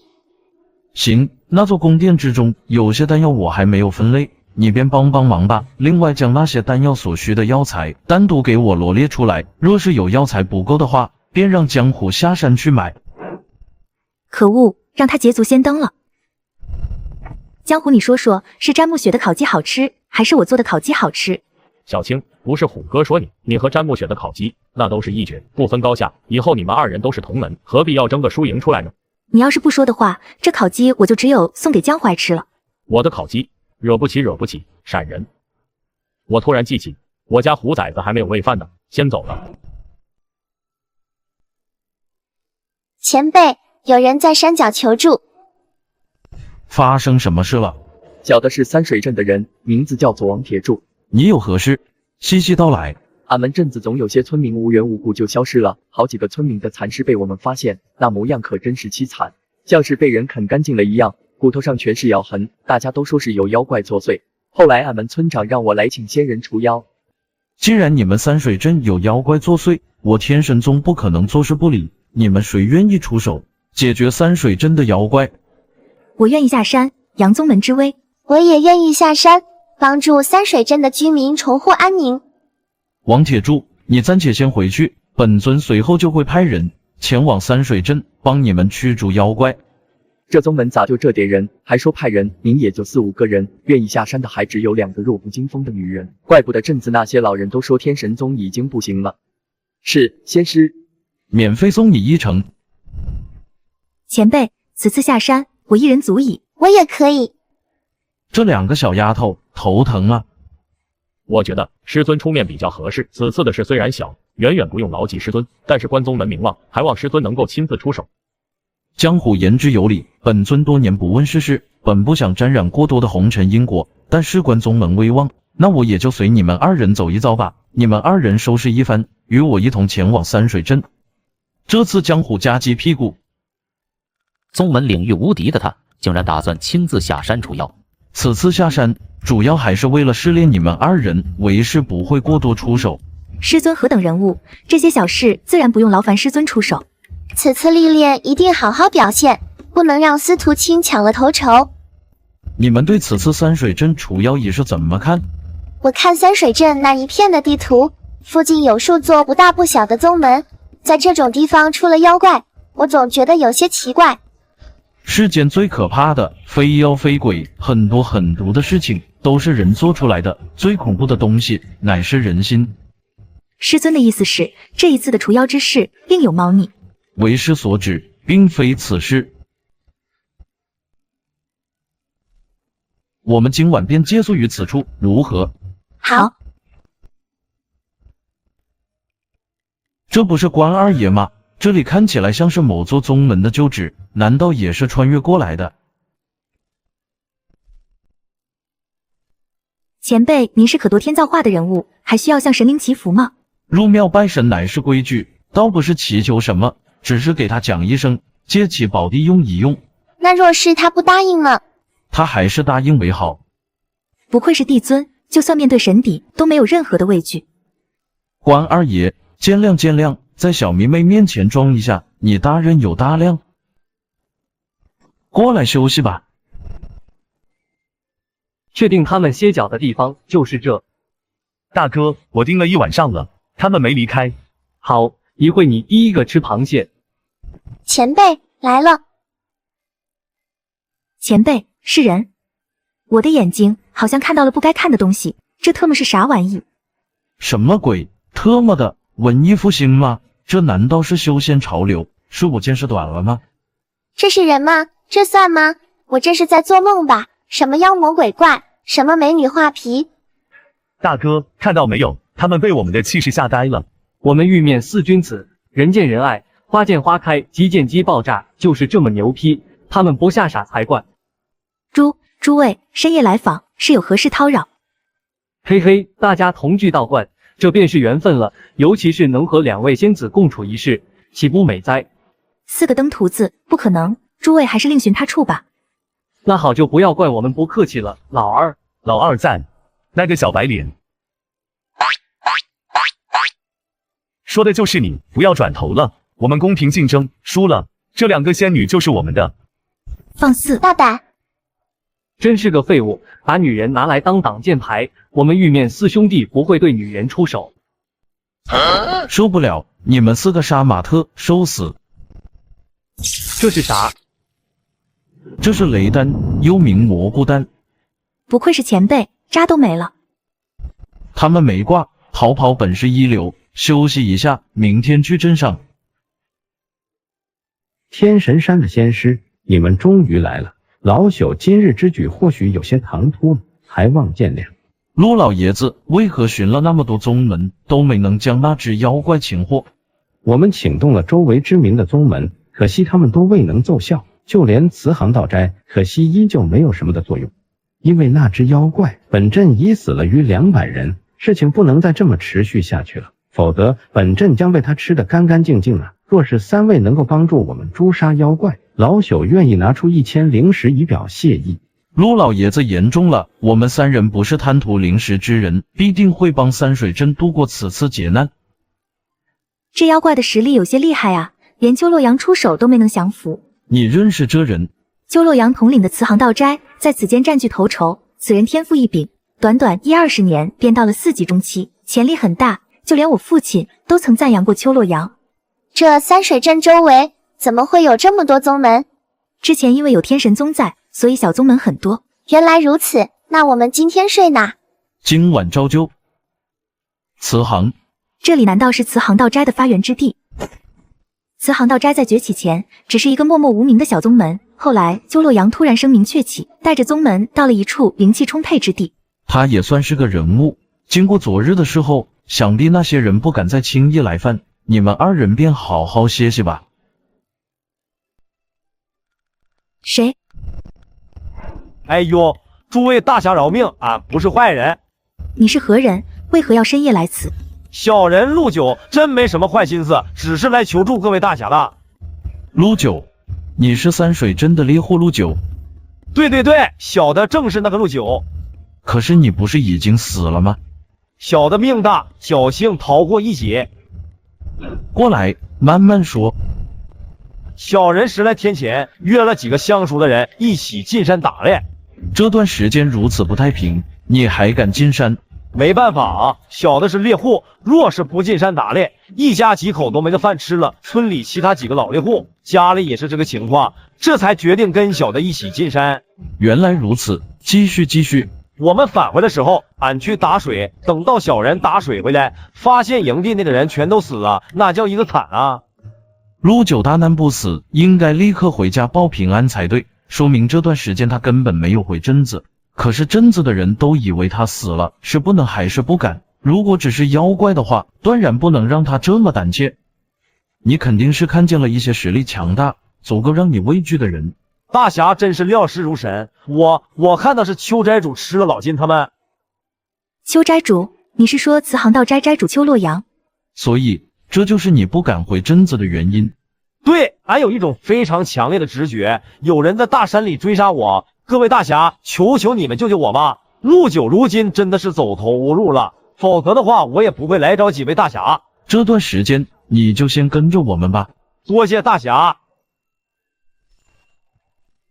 遮遮掩掩，就这么不敢见人？一些死人而已，何须看到我的真面目？没想到你们慈航道斋的人动作还挺快。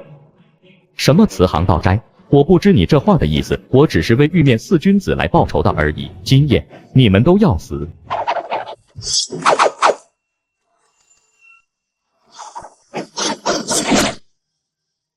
死！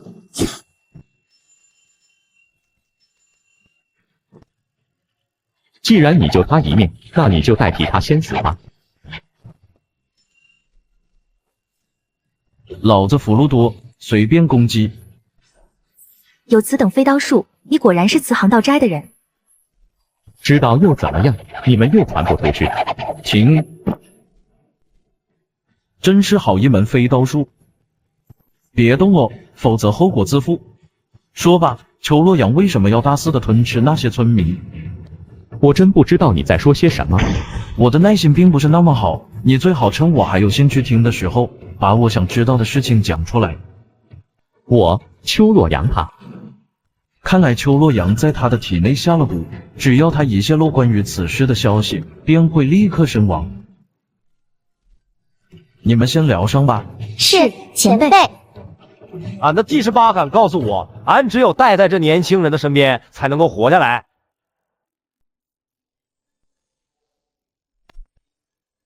感觉如何？虽然伤势未曾痊愈，但是已无大碍。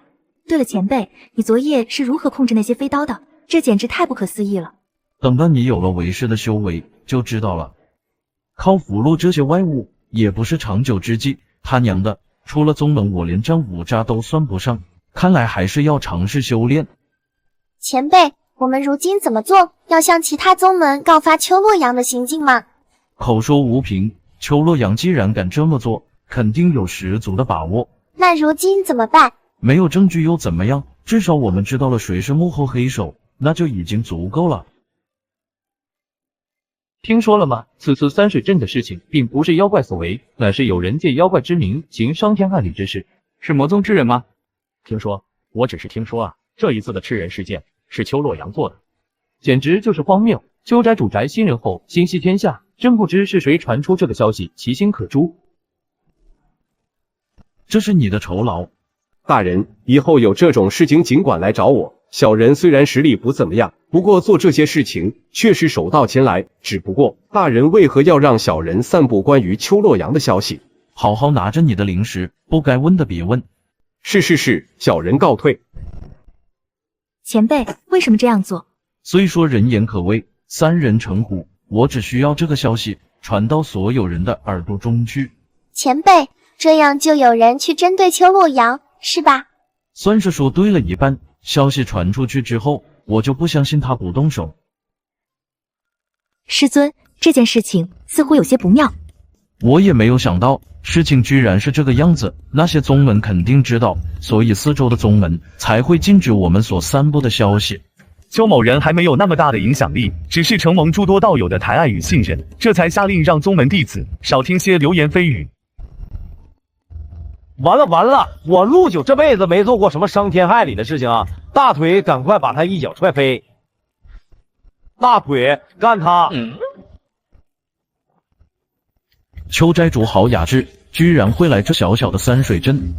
此处是我慈航道斋的旧址，我又是个念旧的人，故地重游而已。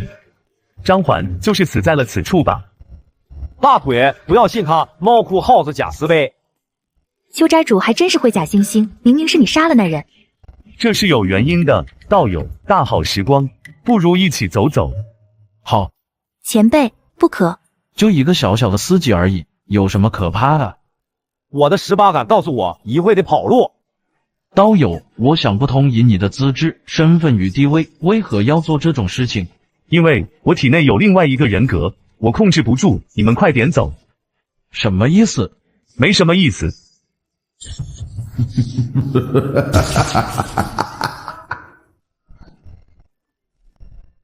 我就喜欢这样，你们越跑我越兴奋，让你们跑一会。这符箓可以爆发出4级境的速度，考验你们的时候到了，谁先回到天神宗，便能平安无事。我就知道我的18感特别厉害，这不就跑路了吗？仙女姐姐们，等等我！这才叫生死历练，反正他们身上有替死符。俺陆九实在是太疼了，他们用飞的，我脚丫子都快冒烟了。用的秘法吗？境界与速度不符，不过没关系。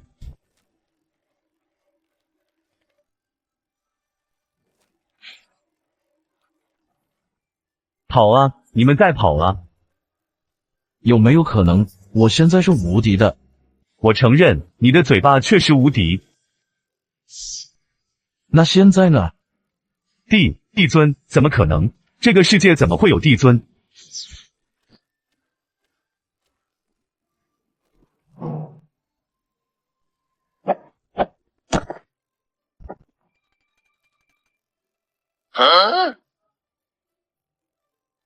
怎么还有比我陆九还惨的家伙？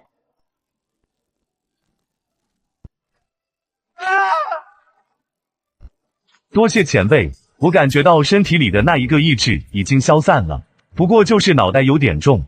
发生什么事情了？没发生什么。你功法出现问题，导致一个残暴的第二人格出现。实不相瞒，我慈航道斋早在上古时代也算是一个超级大宗门，后面因为种种原因衰落，宗内众多的传承功法都逐渐失传，最多只能修炼到轮海巅峰。谁知道血莲教竟然暗中把一本古籍放在我宗，然后我就变成这样，我会为我的行为赎罪。你是说此次事情的背后是血莲教在操控？他们不是极少在南疆之外出现吗？对，他们知道我功法出现问题，要我拿慈航遗迹路线做交易，不然就屠宗。之后他们给了我一种丹药，刚开始有一点效果，之后是不是越来越频繁？哎，枉我聪明一世，没想到却被血莲教玩弄于股掌之间，此生愧矣。停！这件事既然不是出自你的本心，此事着实乃是血莲教去戴罪立功，用一生来铲除血莲教。邱洛阳，多谢前辈点化之恩，从今往后任凭驱使，绝无二话。陆九，邱洛阳虽杀了你同村之人，不过却是另有缘由，让他戴罪立功，你看如何？邱洛阳也为了三水镇做过许多事情，一切都听前辈发落。既然如此，修养好之后再下山。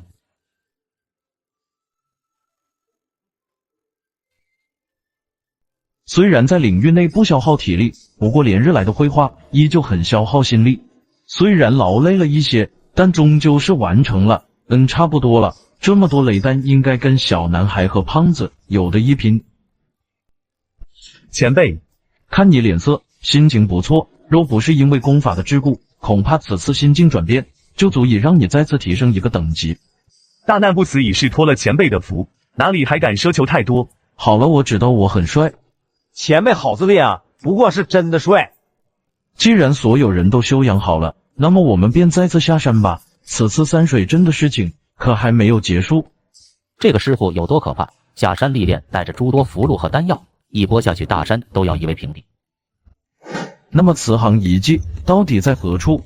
前辈遗迹其实就在道斋旧址，邱某哪是什么念旧之人，只是心中担忧，所以才会时不时的回旧址看看。系统任务发布。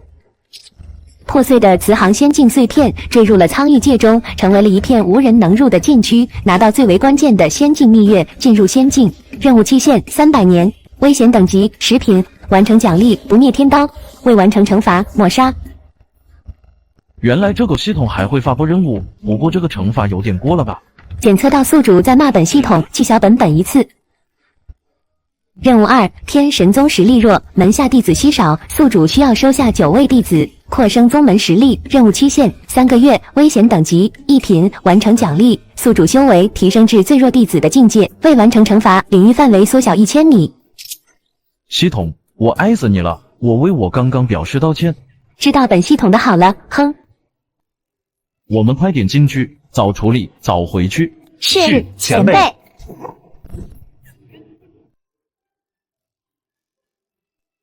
不愧是仙境，这里是慈航遗迹的最外层，穿过前面防护罩，我们便能抵达中层区域，那里的危险度将会骤升。这么漂亮，会有危险吗？宋左使猜想的果然不错，你们当真不会放任我们进入遗迹，必定会尾随在身后。此处乃是我慈航道斋禁地，自然不会让尔等胡来。邱斋主，没想到你居然还活着，怎么？难道不想要那续命的丹药？你们还以为我是那个受你们丹药控制的邱洛阳吗？前辈，接下来就要小心了。血莲教既然对我们的行动早有预料，有劳了，我们走。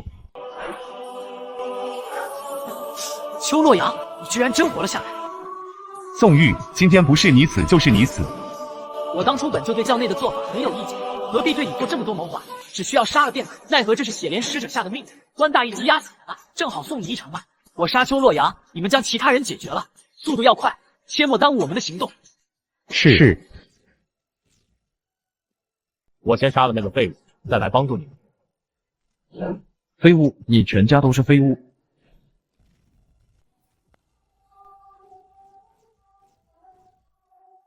这无龟壳也太厚了吧！我们联手先杀一人。好，我是真没想到，你居然实力如此强，竟然能把我伤到这个地步。邱某曾陷入迷途，如今之反，就是拼了性命也要拦下你们。就凭你，天魔大法！不好，小心！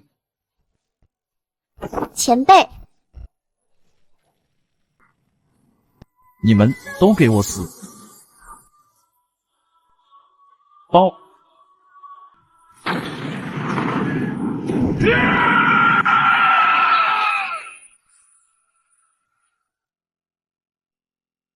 这个师傅有多么护犊子，为了救活徒弟，直接打开时光长河。这是时光长河。邱洛阳脸色惊变，心神震撼。时光长河从来都只是一个概念，它存在于任何时间、任何地点，影响到了任何人，但却无人能够捕捉到其半点踪迹。就是不朽的圣人，在时光长河面前也没有反抗的余地。道友，可否看到一女子？道友好手段，竟然赶来时光长河，道友不妨去前面找找。彼此，多谢道友。好强大的气息，肯定是一方世界的最强者。其他世界的嘛，所以我才看不到样子，特么的好刺眼啊！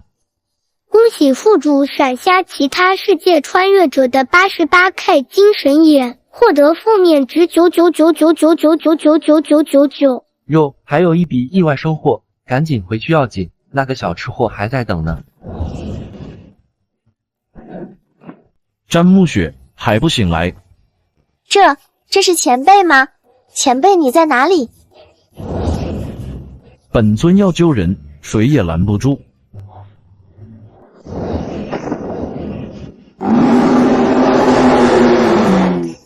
你若再与我纠缠，本尊不介意重新汇聚一条时光长河，算你识相。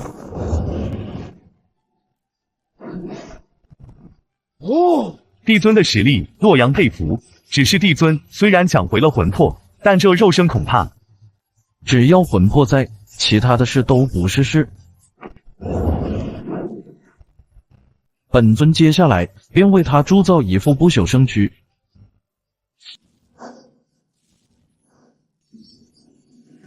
即使遭到上界大能的阻截，天神宗却依旧能留下这种强者，果真是令人难以揣摩。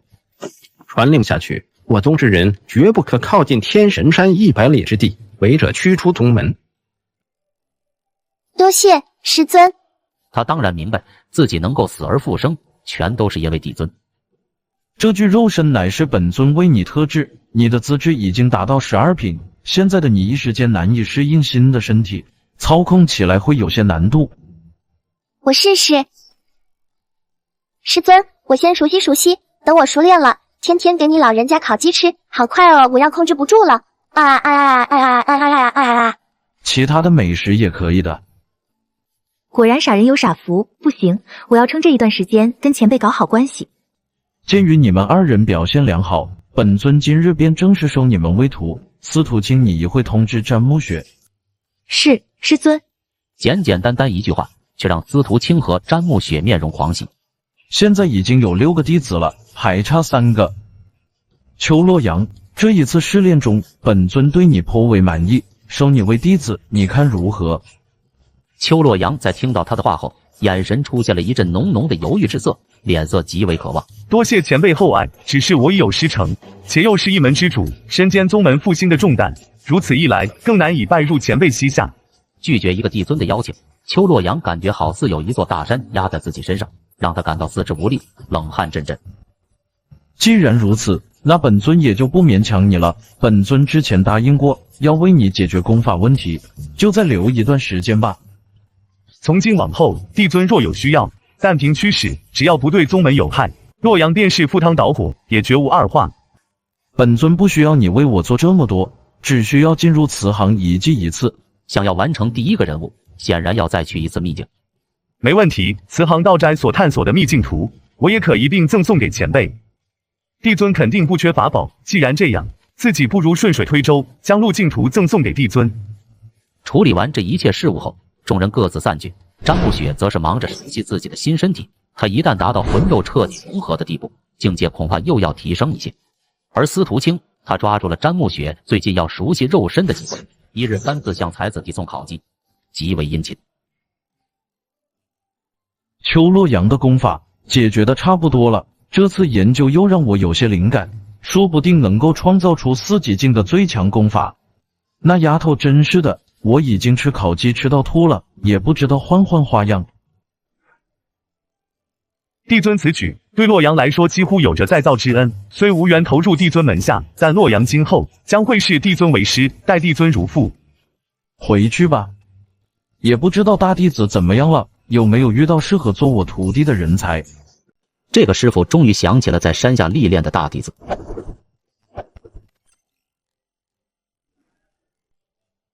滴滴，呼叫牧尘，呼叫牧尘，听到请回答，听到请回答。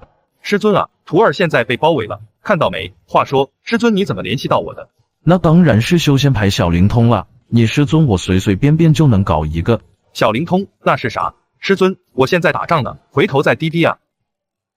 穆兄，你我二人可真是好大的架子，居然劳烦了血莲教10余位高手围剿，这种待遇可是天下少有。没关系，他们一个都走不掉，看看我的大绝招。爆！穆兄，这是什么法宝？这是我师尊制造，师称蘑菇蛋。好奇葩的名字。穆兄，我们也该回去了。也该回去了。滴滴，呼叫牧尘，呼叫牧尘，我是师尊，看看有啥好苗子给师尊带回来，师尊要收徒弟。滴滴，牧尘收到，牧尘收到。师尊，我这里的确有一个合适的人选。一听到这里，牧尘当即就想到了古飞沙。很好，若是有合适的人选，便带回到天神宗来。对了，古兄，我师尊最近正在收徒，我向师尊举荐了你，你觉得如何？收徒？古飞沙眉头一扬，他还真没想到牧尘会给他说这种事。古兄，家师实力通天彻地，若是能够跟着他修习，这是一场极大的机缘，就连昔日的大妖圣人见到我师尊都要称一声帝尊。穆兄，你师尊的实力竟然如此不一般，那我定要见识见识。真是笑死我了，什么猫猫狗狗都配叫做帝尊了。师傅实力高深莫测，我又怎么会去拜其他人为师呢？你放心，跟着那个姓穆的小子回去，有为师庇佑着你，我倒要看看哪个臭不要脸的敢自号帝尊。穆师兄，这次的行动怎么样？没有遇到什么危险吧？怎么可能有危险？师尊给我们的蘑菇蛋可是一炸一大片呀。好啊，能够调教出穆公子这样天骄的人，必定是一方巨擘。若是飞沙有幸能够投入其门下，不失为一件好事。要不让小少爷也去试试？一听到小少爷这3个字，古三通的脸色顿时一变，笑脸无存。古家堡竟然还有一个小少爷，我倒是一直不知道这件事。穆公子有所不知，这位小少爷是我昔日酒后。哎，不提也罢。牧尘当即恍然大悟，他曾是穆家少主，私生子这种事情早已见怪不怪。这小少爷也是可怜。古家主，此次家师收徒，可让小少爷与我们一起同行。好，那便一起。古三通虽然答应了，只是对于被收徒一事却是不抱希望。小少爷资质低下，修行了这么多年，还只是真血巅峰。介绍一下，我同父异母的弟弟古山。那个古山见过穆公子、段公子，多谢二位给我这次机会。说话间，古山的声音微微有些颤抖。希望此次回山，他能够被师尊收下吧。牧尘心中无奈道：“我们出发。”师尊，这2位是古家堡人士，2人是同父异母的兄弟。前面叫古飞沙，徒儿与他一见如故，共同对抗血莲教。后面是古飞沙的弟弟，虽然天赋不佳，但是颇为勤奋刻苦，因此徒儿也带了回来。才子的目光在他2人身上一扫，在才子打量古飞沙2人的时候，他们也在打量才子。古飞沙质疑的目光没有半点的遮掩，在才子身上横扫。果然是个花架子，也只有牧尘这种心思单纯的傻子才会上当。随后他用神魂联系九幽雀，不过并没有出现。九幽雀现在只有一缕残魂，时常会陷入沉睡。牧尘为我做下首徒，深受本尊喜爱。既然他提出来了，本尊就给你们一个机会。师尊这意思是我是不可替代的，哈哈哈哈哈哈哈哈哈！啊，这牧尘这小子咋啊？那个，古山愿拜帝尊为师。很好，从今以后你就是本尊第7位弟子，与牧尘是同门师兄弟。穆兄，对不住了，我可能无缘与你成为同门师兄弟。我们之前不是已经说好了吗？抱歉，我志在四方天下，无意留在某一宗门被束缚手脚，所以今日恐怕不能拜入你的所在的宗门。牧尘算了，不拜师也罢。既然你是牧尘朋友，那可自行在山上待几日，但不可久留。那就多谢帝尊宽宏大量了。就这样的废物，还敢叫帝尊，真是贻笑大方。古山，你随我来，其他人各自散去吧。哎，真是眼睛长中间，目中无人。这个师傅要多舒服有多舒服，有2个美女徒弟天天烤鸡给他吃，就连大师兄也加入进来了。这是干啥呢？我就下山历练了一次，怎么就变成这样了？大师兄也真是的，1日3餐送的真准时。哎，有了。司徒师妹，你这是？师尊每日都吃烤鸡，我就想着给他换换口味。大师兄看看这鱼怎么样？我怎么感觉这鱼眉清目秀的？难道女孩子做的就不一样？师妹做的那肯定是极好的。就这样一来二去，司徒清和沐尘也混得颇为熟识。司徒清的举动，詹沐雪自然全都看在眼底。现在连给师尊送饭都这么内卷吗？送美食终究只是下乘手段了。古飞沙并没有急着离开天神山。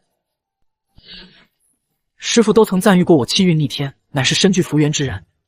天神宗虽然衰败了，但是极有可能存有上古大能的传承，说不定我就能触发。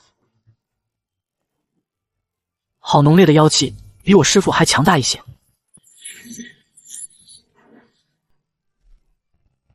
这种等级的妖怪，堪称妖王。小子，你是天神山的人？我受沐尘邀请，前来天神山做客。哦，沐尘吗？那小子回来了。那小子傲娇得很啊，竟然不需要我保护。哼，好了，只要不去山顶乱窜叨扰帝尊，其他的我不管你了。沐尘，帝尊，怎么可能？绝对不可能！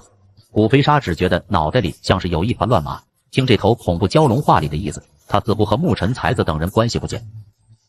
难道我真的因此错过了一桩大机缘？不会的，就算因此错过，我还有师父帮助，不比他差。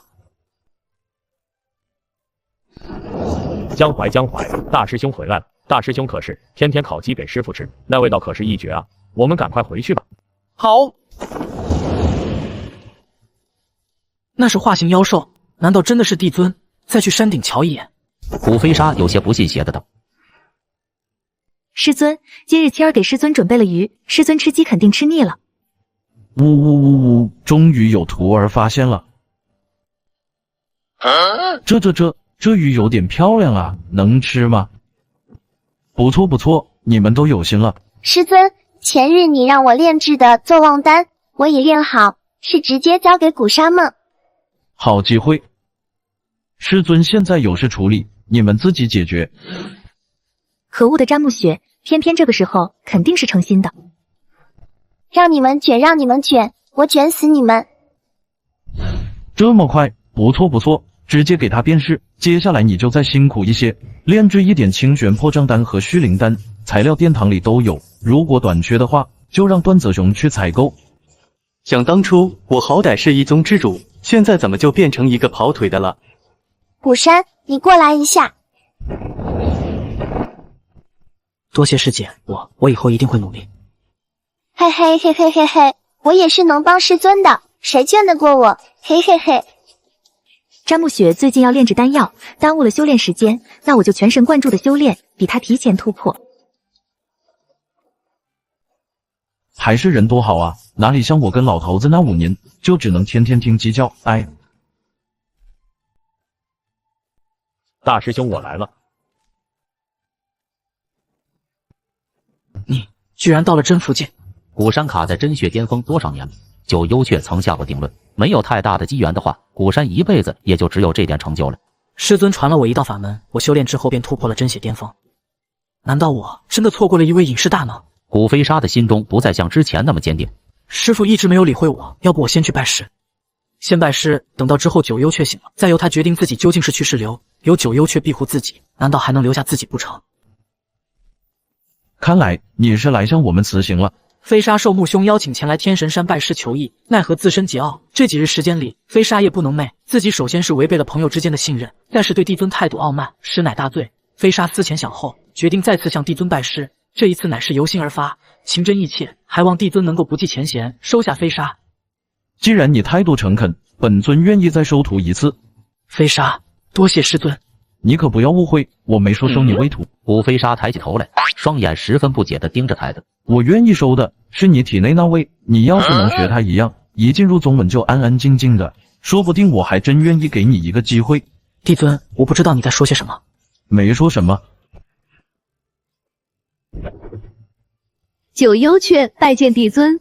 九幽雀就显得识趣多了，直接缩小了自己的身体。这一刻，他乖巧就跟一只鹦鹉似的。在进入天神山的第一瞬间，他就心生出一股恐怖的危机感。他看到古飞沙拒绝了才子收徒的时候，恨不得一巴掌把古飞沙给拍死。后面本来都已经走到了山脚下，九幽雀又眼睁睁地看着他走了回来。那一刻，九幽雀气得差点吐血。你愿意成为我的弟子，你们两个都能活；若是不愿意，就一起去 GG。眼前这个兄弟有多惨？自己有眼无珠拒绝了帝尊的邀请，自己的师傅竟然还被人收去当徒弟。你走吧，毕竟曾经师徒一场，我不愿见你喋血在此。我们的师徒之情就到这里吧，再纠缠就不礼貌了。师傅，古飞沙难以置信地盯着九幽雀。今日离去，可免一劫。多谢帝尊不杀之恩，今日之事，飞沙来日定当全部奉还。古飞沙这个弟子天赋不错，可惜心性确实差了点。究竟要过多久，我才能够吐出这口怨气？少年，少年这边。少年，你想要复仇吗？想的话就跳下来。此人就是曾被才子斩杀的玄天宗长老田若薇。田长老，你恢复的如何了？借助残魂的一点灵光，加上祖辈阵法的庇佑，肉身恢复已然无碍，但道基受损，此生再也无望胜人了。大道根基受损，此生再也不能晋升，这对于武者来说都是不愿面对的噩梦。田长老，你当初外出这段时间究竟发生了什么？我借助残魂复活，对于此事的记忆也颇为模糊，但我模模糊糊记得一个地方。什么地方？天神山。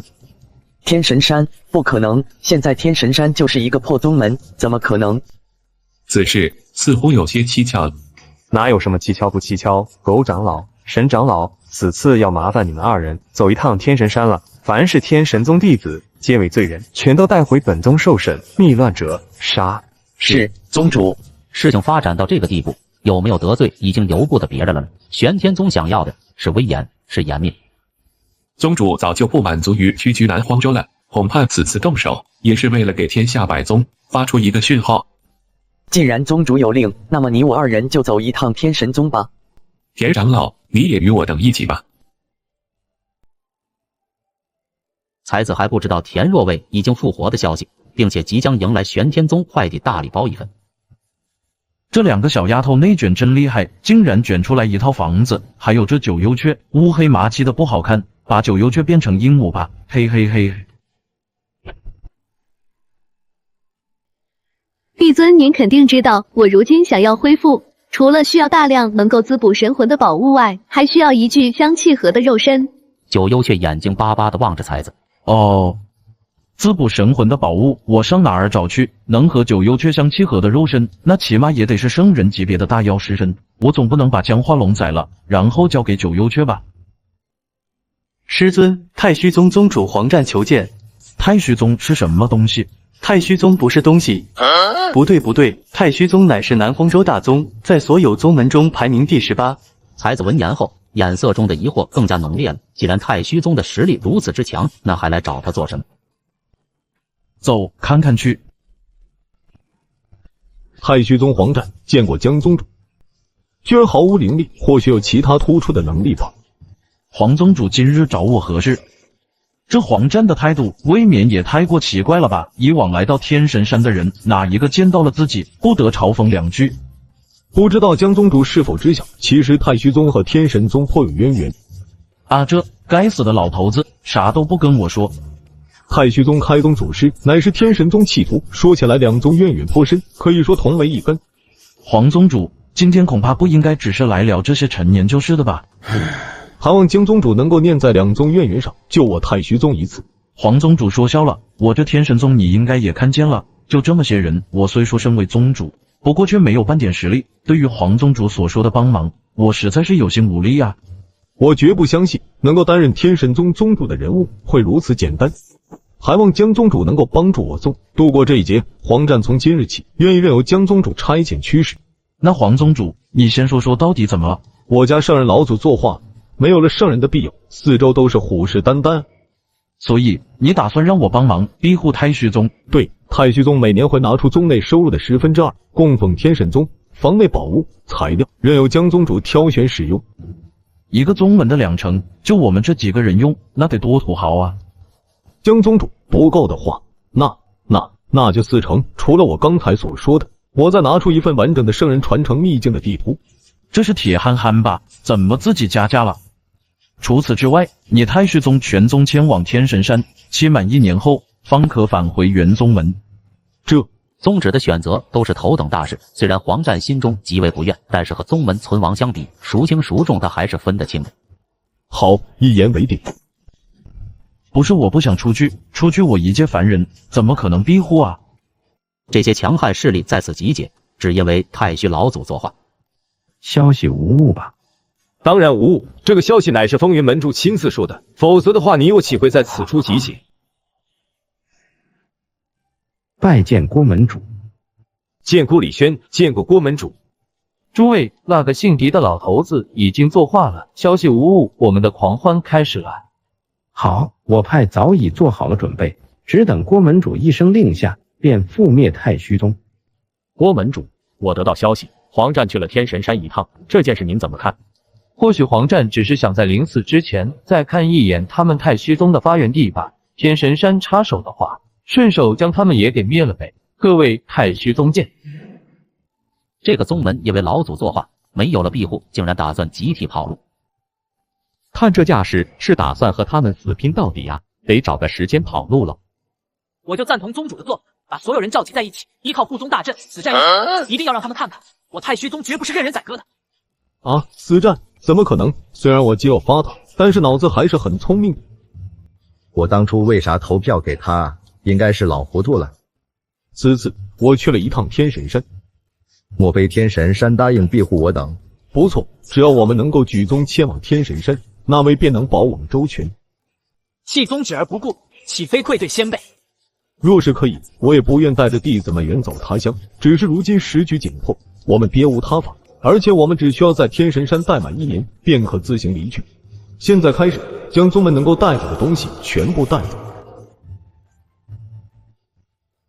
没想到，太虚宗竟然迁移了。真不知太虚宗的人是愚蠢还是走投无路，竟然带着所有东西一起行动。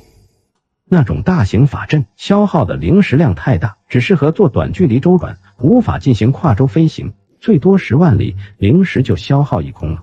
每个宗门各自挑选2、3精锐，我等驾驭小型法阵追上去。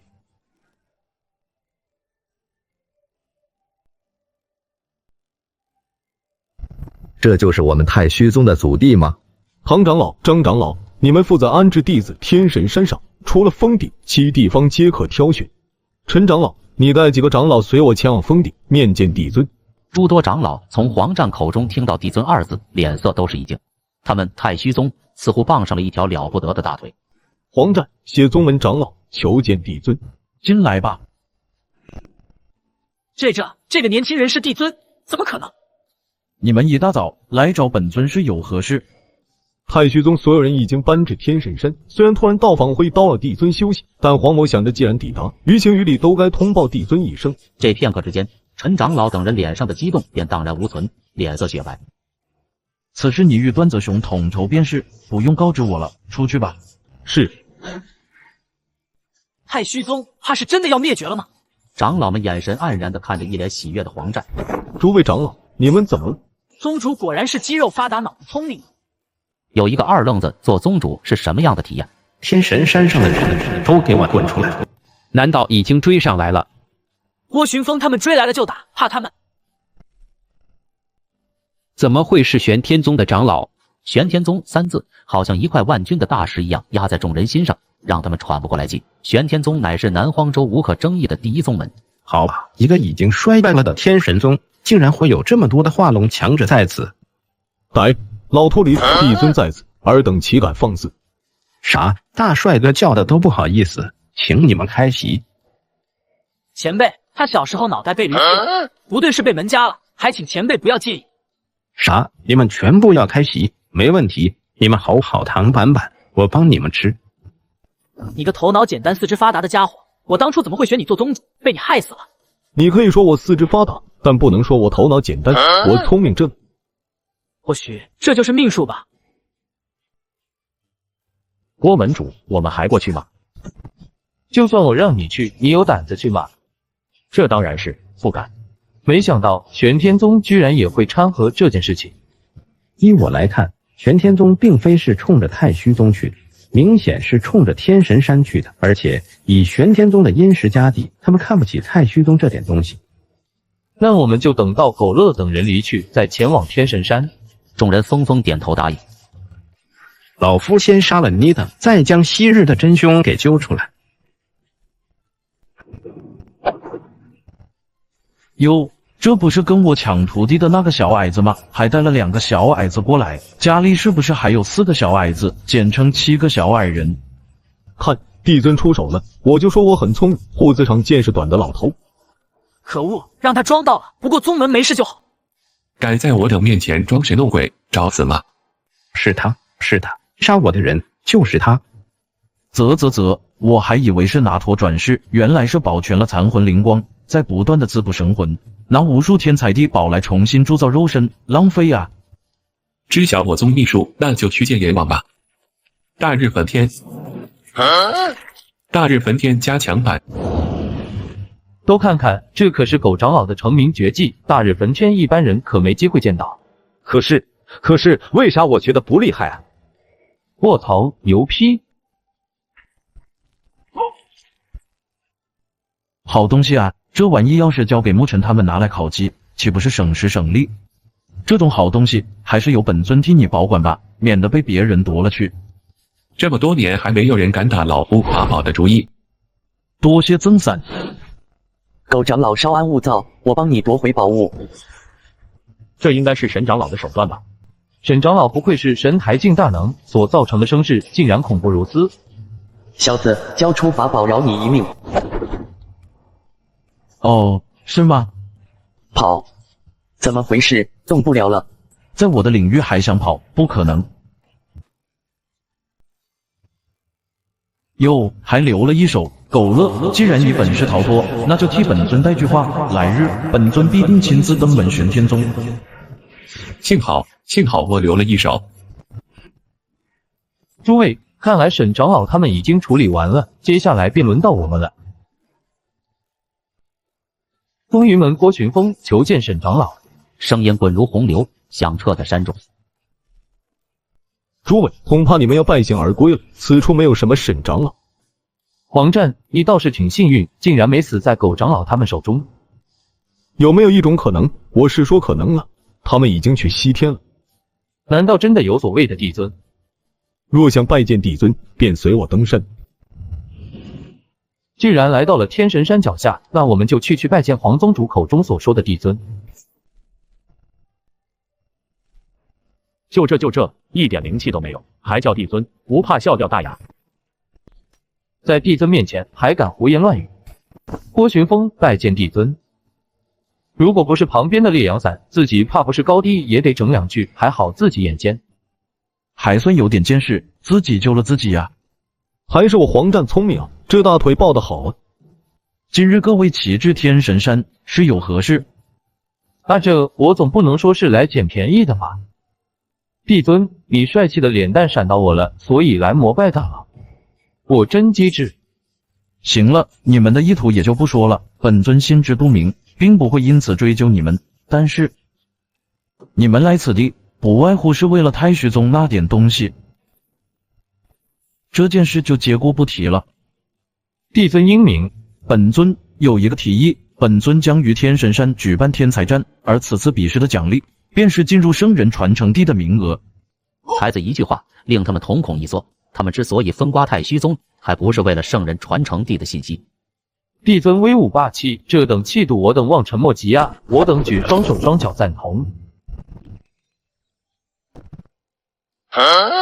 很好，此次比试化龙境及以上的人不可参加，四级境、轮海境、真符境的弟子分别比试，每一境的前3名可以获得名额。帝尊此举甚好，这样一来避免了境界所带来的差距，所有人都是和同境之人对决，更加的公正了。滴滴，段泽雄速来山顶，江淮、江湖你们2人速速采摘野果子，越多越好。是师尊。师尊是不是要下山买东西？这是不是跑腿跑习惯了？怪我。这是我门下弟子此次比试的细则，便由他与各位宗主仔细商榷。想当初我仅仅只是一个末流宗门的宗主，现在的我却能够和南荒州的大宗宗主平起平坐，这是为什么呢？当然是大腿抱得好。多谢师尊信任，段泽雄必定不辱使命。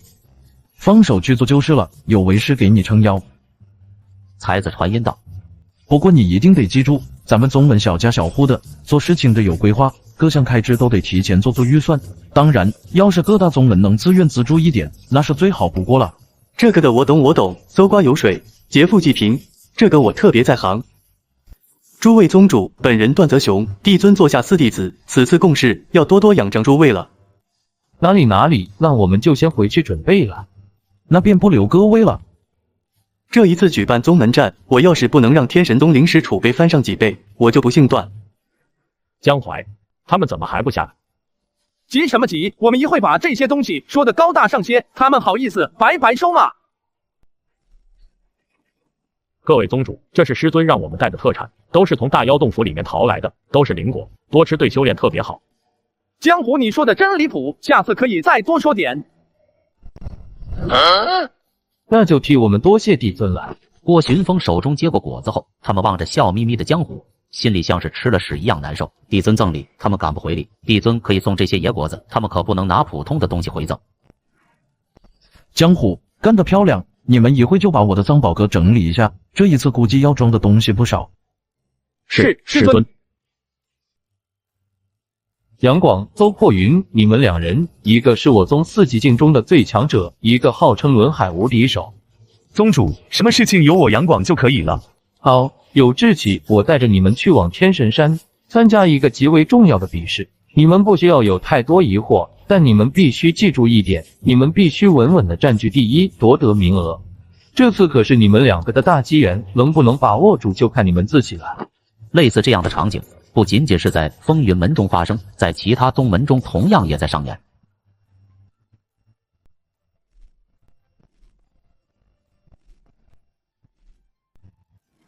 既然他们都到了，段子兄你就代表本尊迎接一下他们嘛。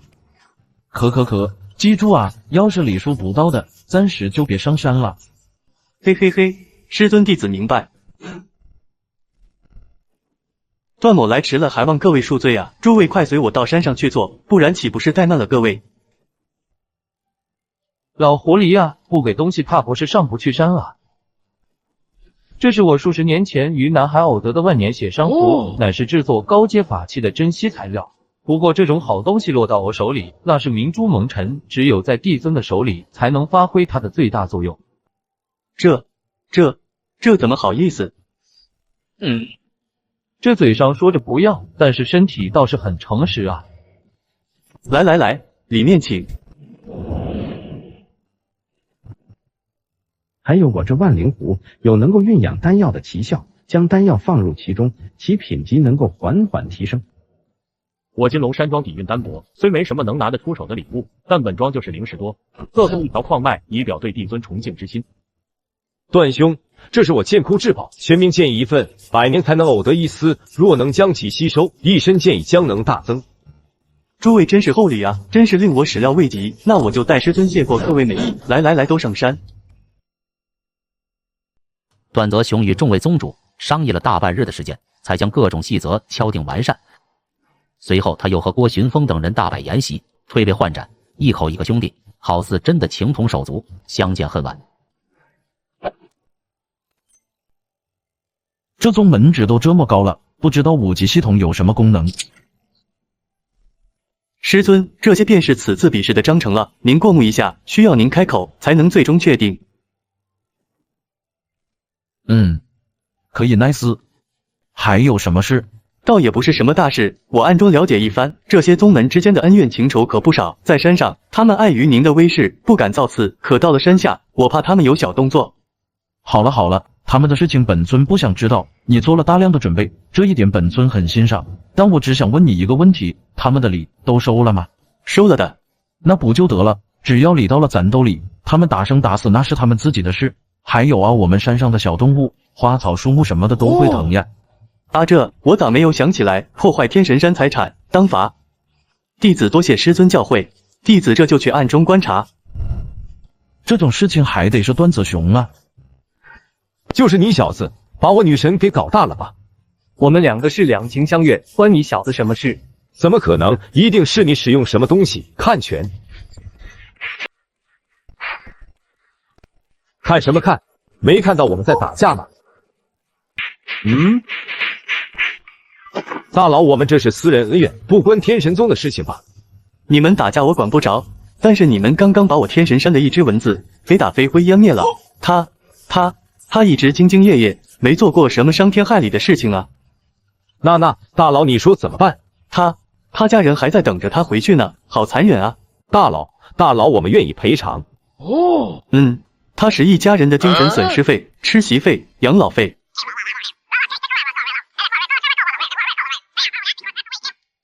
我给你们大15折，一人15000零食就够了。哎，大佬明明可以想，偏偏找了个理由，这是看得起我们啊！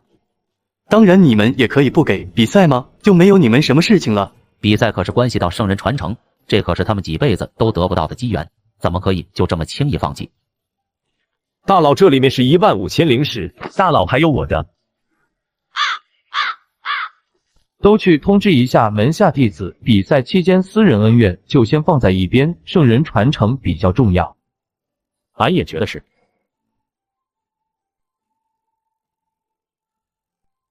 看到诸位眼中斗志昂扬，本尊很高兴。本尊向来不喜欢废话，一切流程从简，直接按照之前所规定的进行比试吧。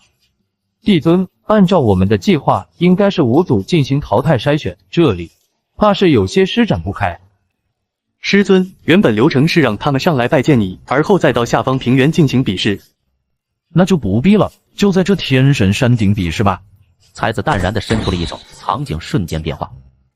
位列星河，俯瞰人间，如何？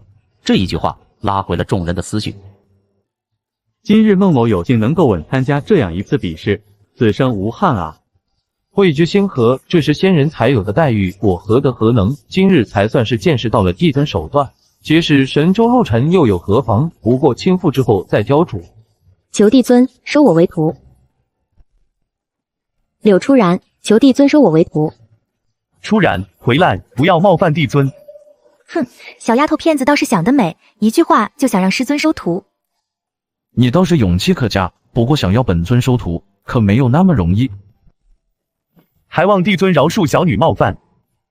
你放心吧，本尊不会因为此事与他计较。话音刚落，父女俩被一股无形的力量送回原地。既然如此，那比试就正式开始吧。诸位请随意，是躺是坐还是站着，本尊都不阻拦。有本尊在此，你们也不必担心会从星河掉落下去。4级竞参赛者共有10人，采用抽签对决。抽签的结果是：天神宗沐尘对战剑窟云文天，风云门杨广对战十方宗霍子墨，赤阳书院龙文章对战偃月安怀沙，水镜斋华清屋对战水镜斋郭其志，金融山庄福家对战无垢寺玄法。水镜斋把宝压在4级镜上，这下倒霉了，门内2个弟子居然撞到一起了。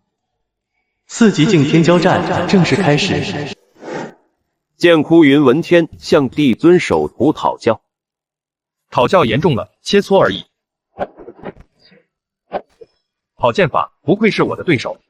你也一样，不愧是帝尊的首徒。霎时间，无尽的剑意从沐尘身体喷薄而出，剑意四散开来，化作领域，包裹了大半座岛屿。这沐尘资质怕不是绝顶资质吧？此子竟蕴养着这么一股精纯剑意，真是匪夷所思。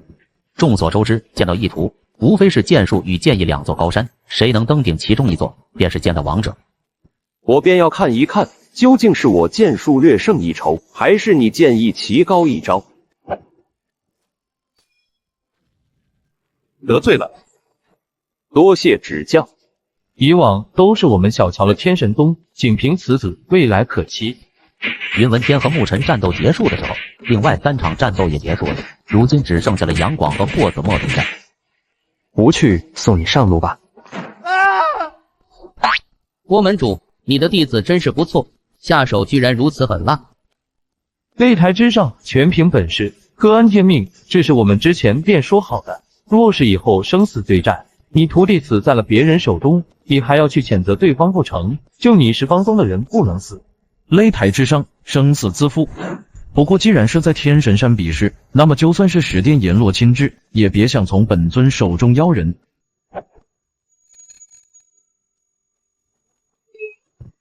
多谢帝尊救命之恩。才子只是淡然一笑，转身回到看台上，只是在回去的时候，脚步微微有些虚浮。帝尊为了救霍子墨，损耗了一些真元，休息几日便好。程平东这才恍然大悟，怪不得霍子墨的伤势好得这么快，心中当即愧疚万分。此情，平东定会报答。干得漂亮！我堂堂天神宗宗主，身份尊崇，既然出手，绝不走空。5场战斗全部结束，胜者分别是牧尘、杨广、龙文章、玄法、华清屋。下次比赛轮空1人，2人对战。轮空者华清屋，天神宗牧尘对战风云门杨广，赤阳书院龙文章对战无垢寺玄法。休息1个小时，各位观众老爷，请不要走开哟。我若是能够力败帝尊首徒，大放异彩，说不定会被帝尊青眼相加，收为弟子。帝尊首徒，嘿嘿，今日便要败在我的手中。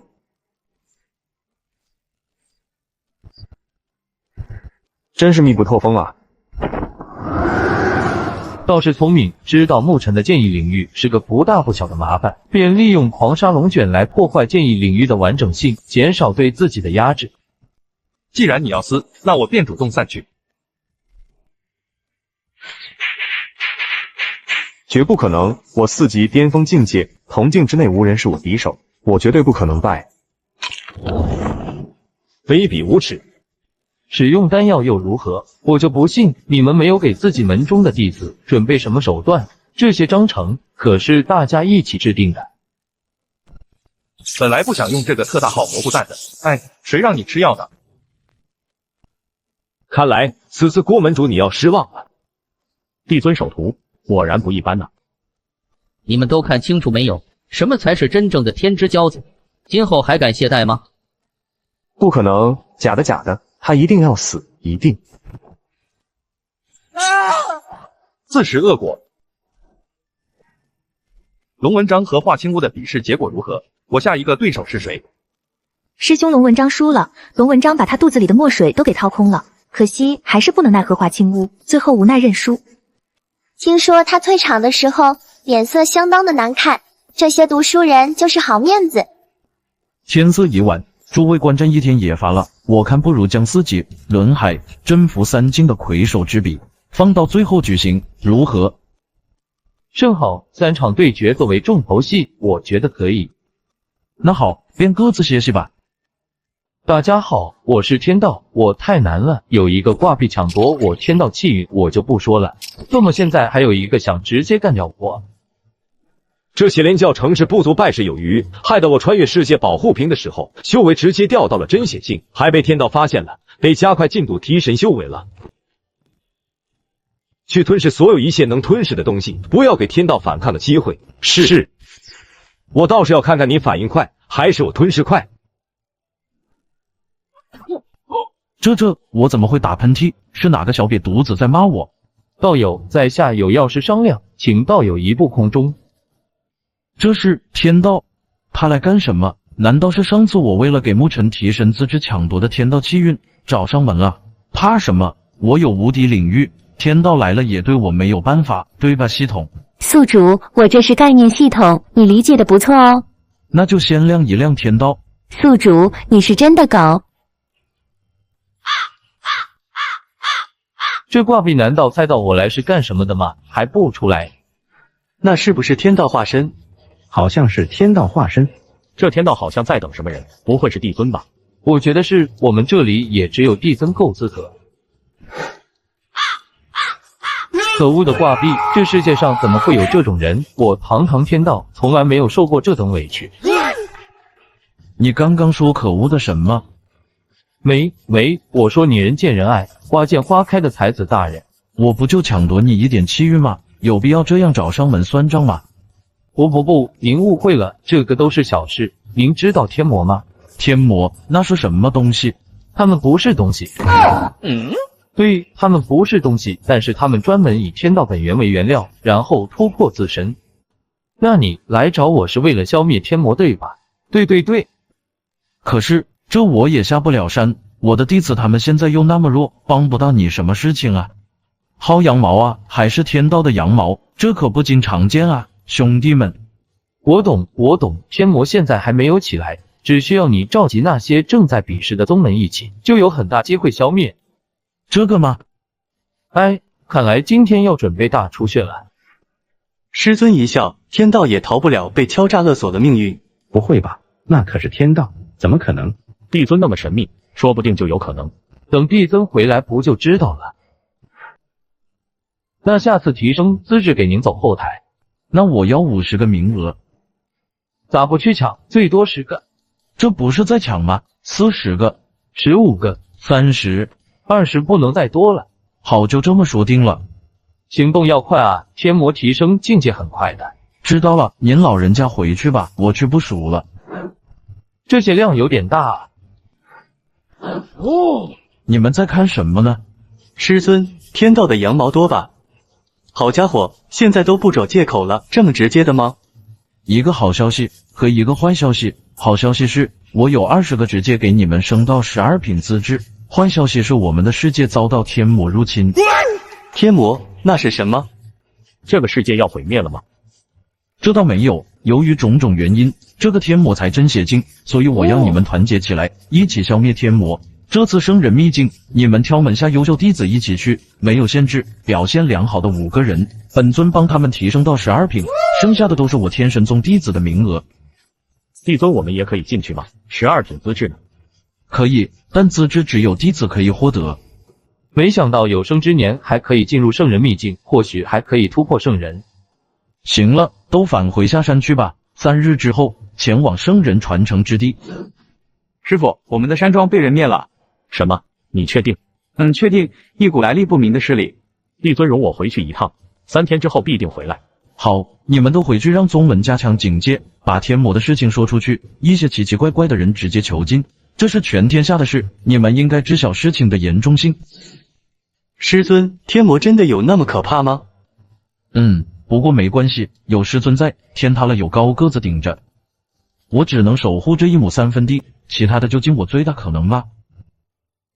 这个师傅刚刚薅完天道的羊毛，就想着如何分配物资。接下来，我所有的徒弟都是宇宙无敌超级极品资质，我也可以安心养老喽。段泽雄，把我所有的徒弟都叫回来，师傅牌大礼包已到位。是，师尊。等等，还有邱洛阳，把他也叫回来。是。师兄，你咋有时间来找师弟？听师傅说，有个叫天魔的东东跑到我们这个世界来了，然后跟天道商量了一下，怎么除掉天魔。师兄，你说的那个天道是我理解的那个天道吗？不错。我的乖乖，我这怕不是做梦吧？师弟，师傅此次叫我过来是来叫你回去的，说什么师傅牌大礼包已到位。师弟啊，我们在茫茫人海中遇到师尊是我们的福气啊，那可是12品资质啊，想不到我一个小小宗门的宗主，竟然也有这等机会。说不定突破圣人也不是没有可能啊！我已经等不及了。师弟，我们走。还没有跟我说师傅牌大礼包是什么啊？到时候就知道了。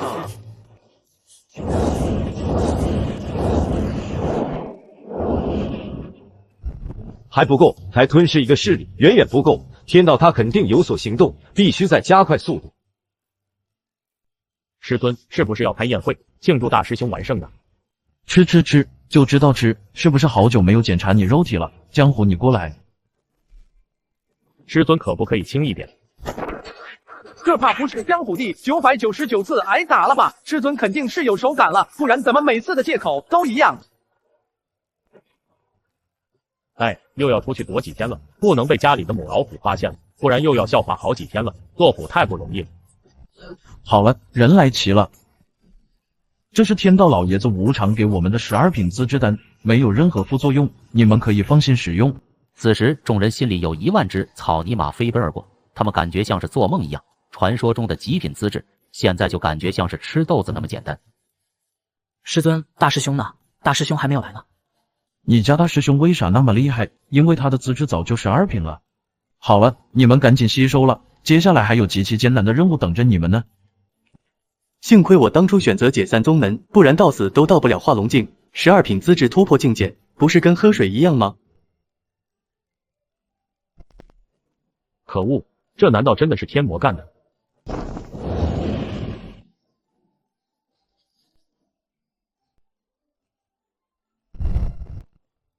哦，当家的回来了呀，不过也没事，我已经吸的差不多了。天魔，你不得好死！不要着急嘛，我相信我们很快会再见面的。师傅，我们现在怎么办？我们现在就出发天神山，帝尊肯定有办法。天魔等着瞧，我一定要亲手杀了你！本尊，那些宗门实力强大的都去了天神山，我想天道应该已经有所行动。你控制那个血莲蛟叫出去天神山看看情况，如果不敌，那我们就猥琐发育，等我突破帝尊再去灭了他们。是，还得加快进度了，等那些宗门反应过来，就有点难办了。我天神山未来可期啊！你们已经是这片世界资质最强大的，此次圣人秘境之行，我希望你们都能找到那条属于自己的路，然后保护这个世界。你们现在肯定有诸多感悟，都回去修炼吧。是，师尊。可恶的天魔！各位道友，你们宗门有没有被天魔袭击？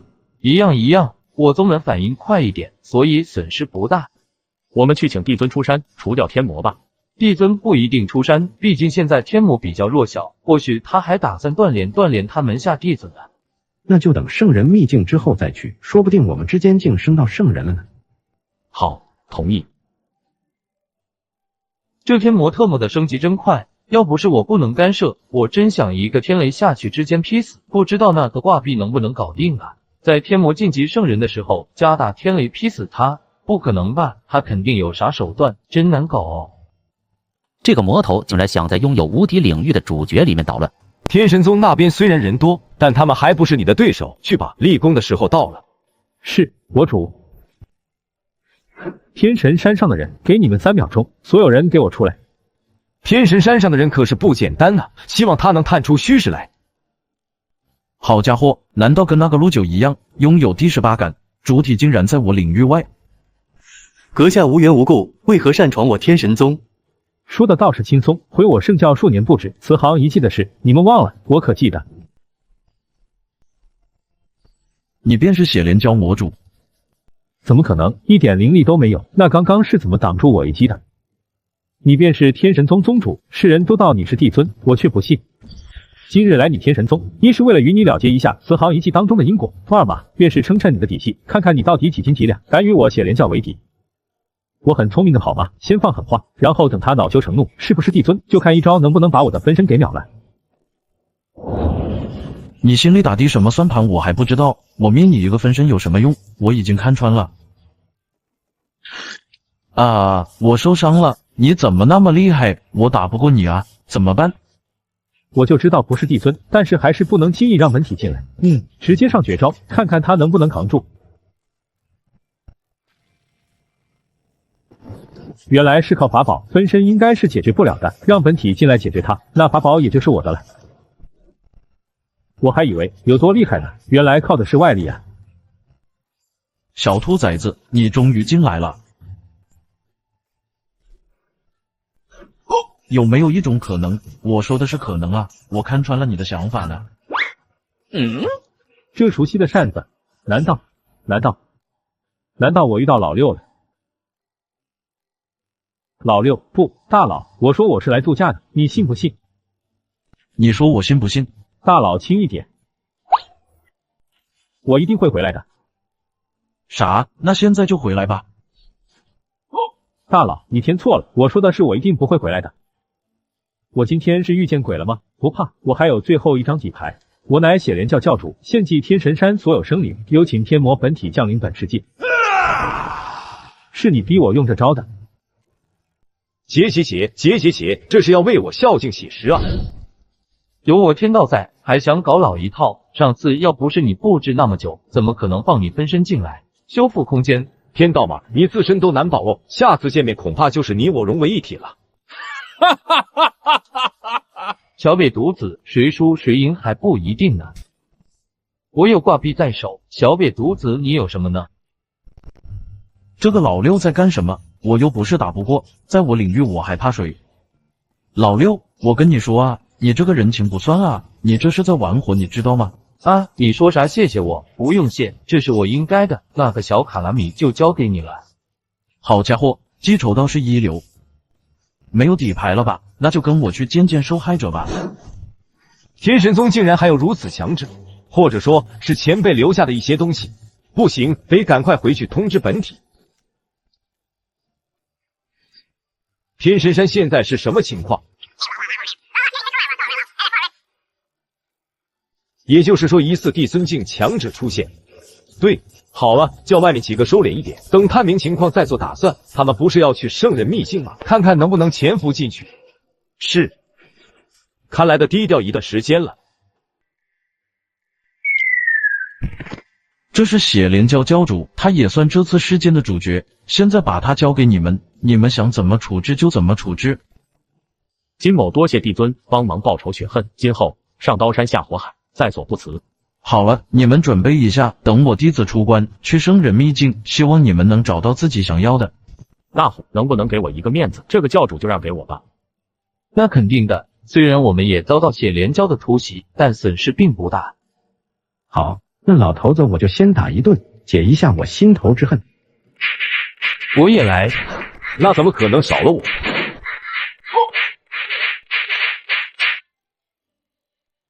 这头上是长蘑菇了吗？妈妈、爸爸、爷爷、奶奶，各位列祖列宗，我给你们报仇了。不错不错，我们天神山终于有2个化龙境强者了。我们这都是沾了师尊的福气，不然我这要突破不知道猴年马月呢。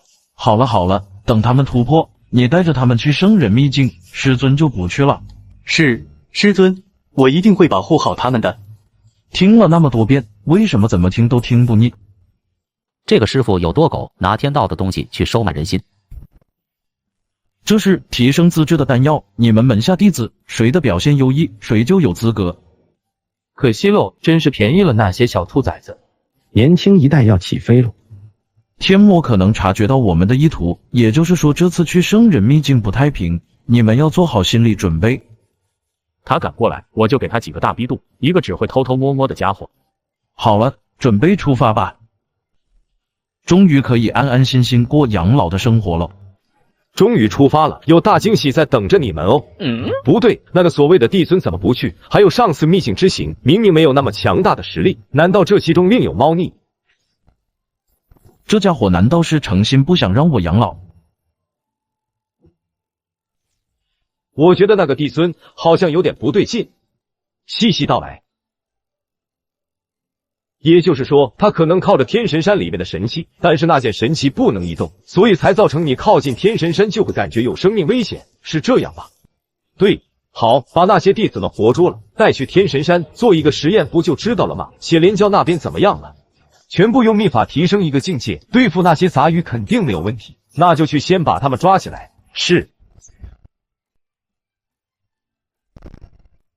这里就是圣人秘境的入口吗？各位，谁先发现的机缘就是谁的，不然到时候帝尊怪罪下来，那我可管不了啊！结，还想进去抢夺资源，都化为我的养料吧！你就是天魔吧？为什么知道我等人的行踪？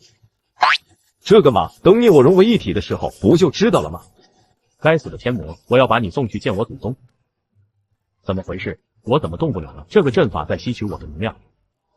这阵法是不是在吸取他们生命力？你们天魔果然不是什么好东西。他们以此为骄傲，把他们带去天神山。记住，感觉到前面有危机感的时候就停下来。是天魔大人。我倒要看看你是真的帝尊还是假的，你该怎么从我手里救人呢？卧槽，那个老登是怎么发现的？难道那个挂壁就这样了？拿我这资源不就白搭了？我猜挂壁肯定还有后手。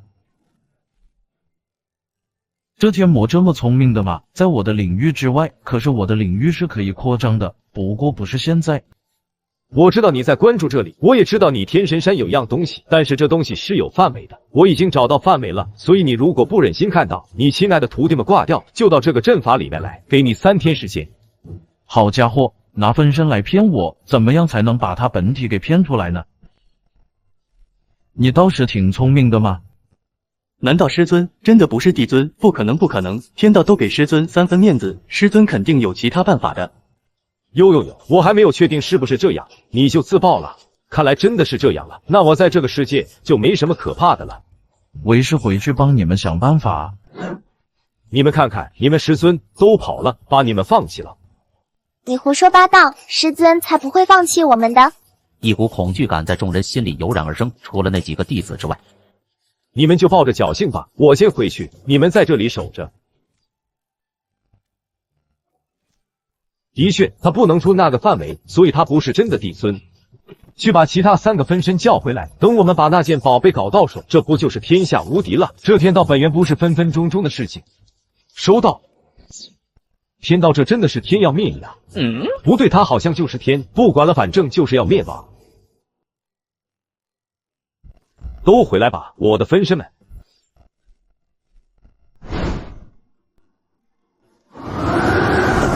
虽然离帝尊还差一点点，不过也够了。就算是帝尊，我也有一战之力，大不了就逃走。3天时间到了，想的怎么样了？这是本体来了啊，省了我不少事情。系统，我还有多少宗门值？宿主，你还有58610宗门值。够了，用1000就可以了。谁叫天魔靠我领域那么近呢？你真的以为我除了这个范围就没有能力杀你了吗？废话那么多，你倒是出来啊！系统，领域扩张1万米。现在觉得我有没有这个能力杀你吗？你还是太自大了，竟然让本体过来了。伤害我徒弟的家伙，死不足惜。徒弟们，我们回家。师尊，我就知道你不会忘记我们的。师尊，我要吃鸡屁股。师尊万岁！天魔消灭，徒弟都是12品资质，成为超级宗门，那是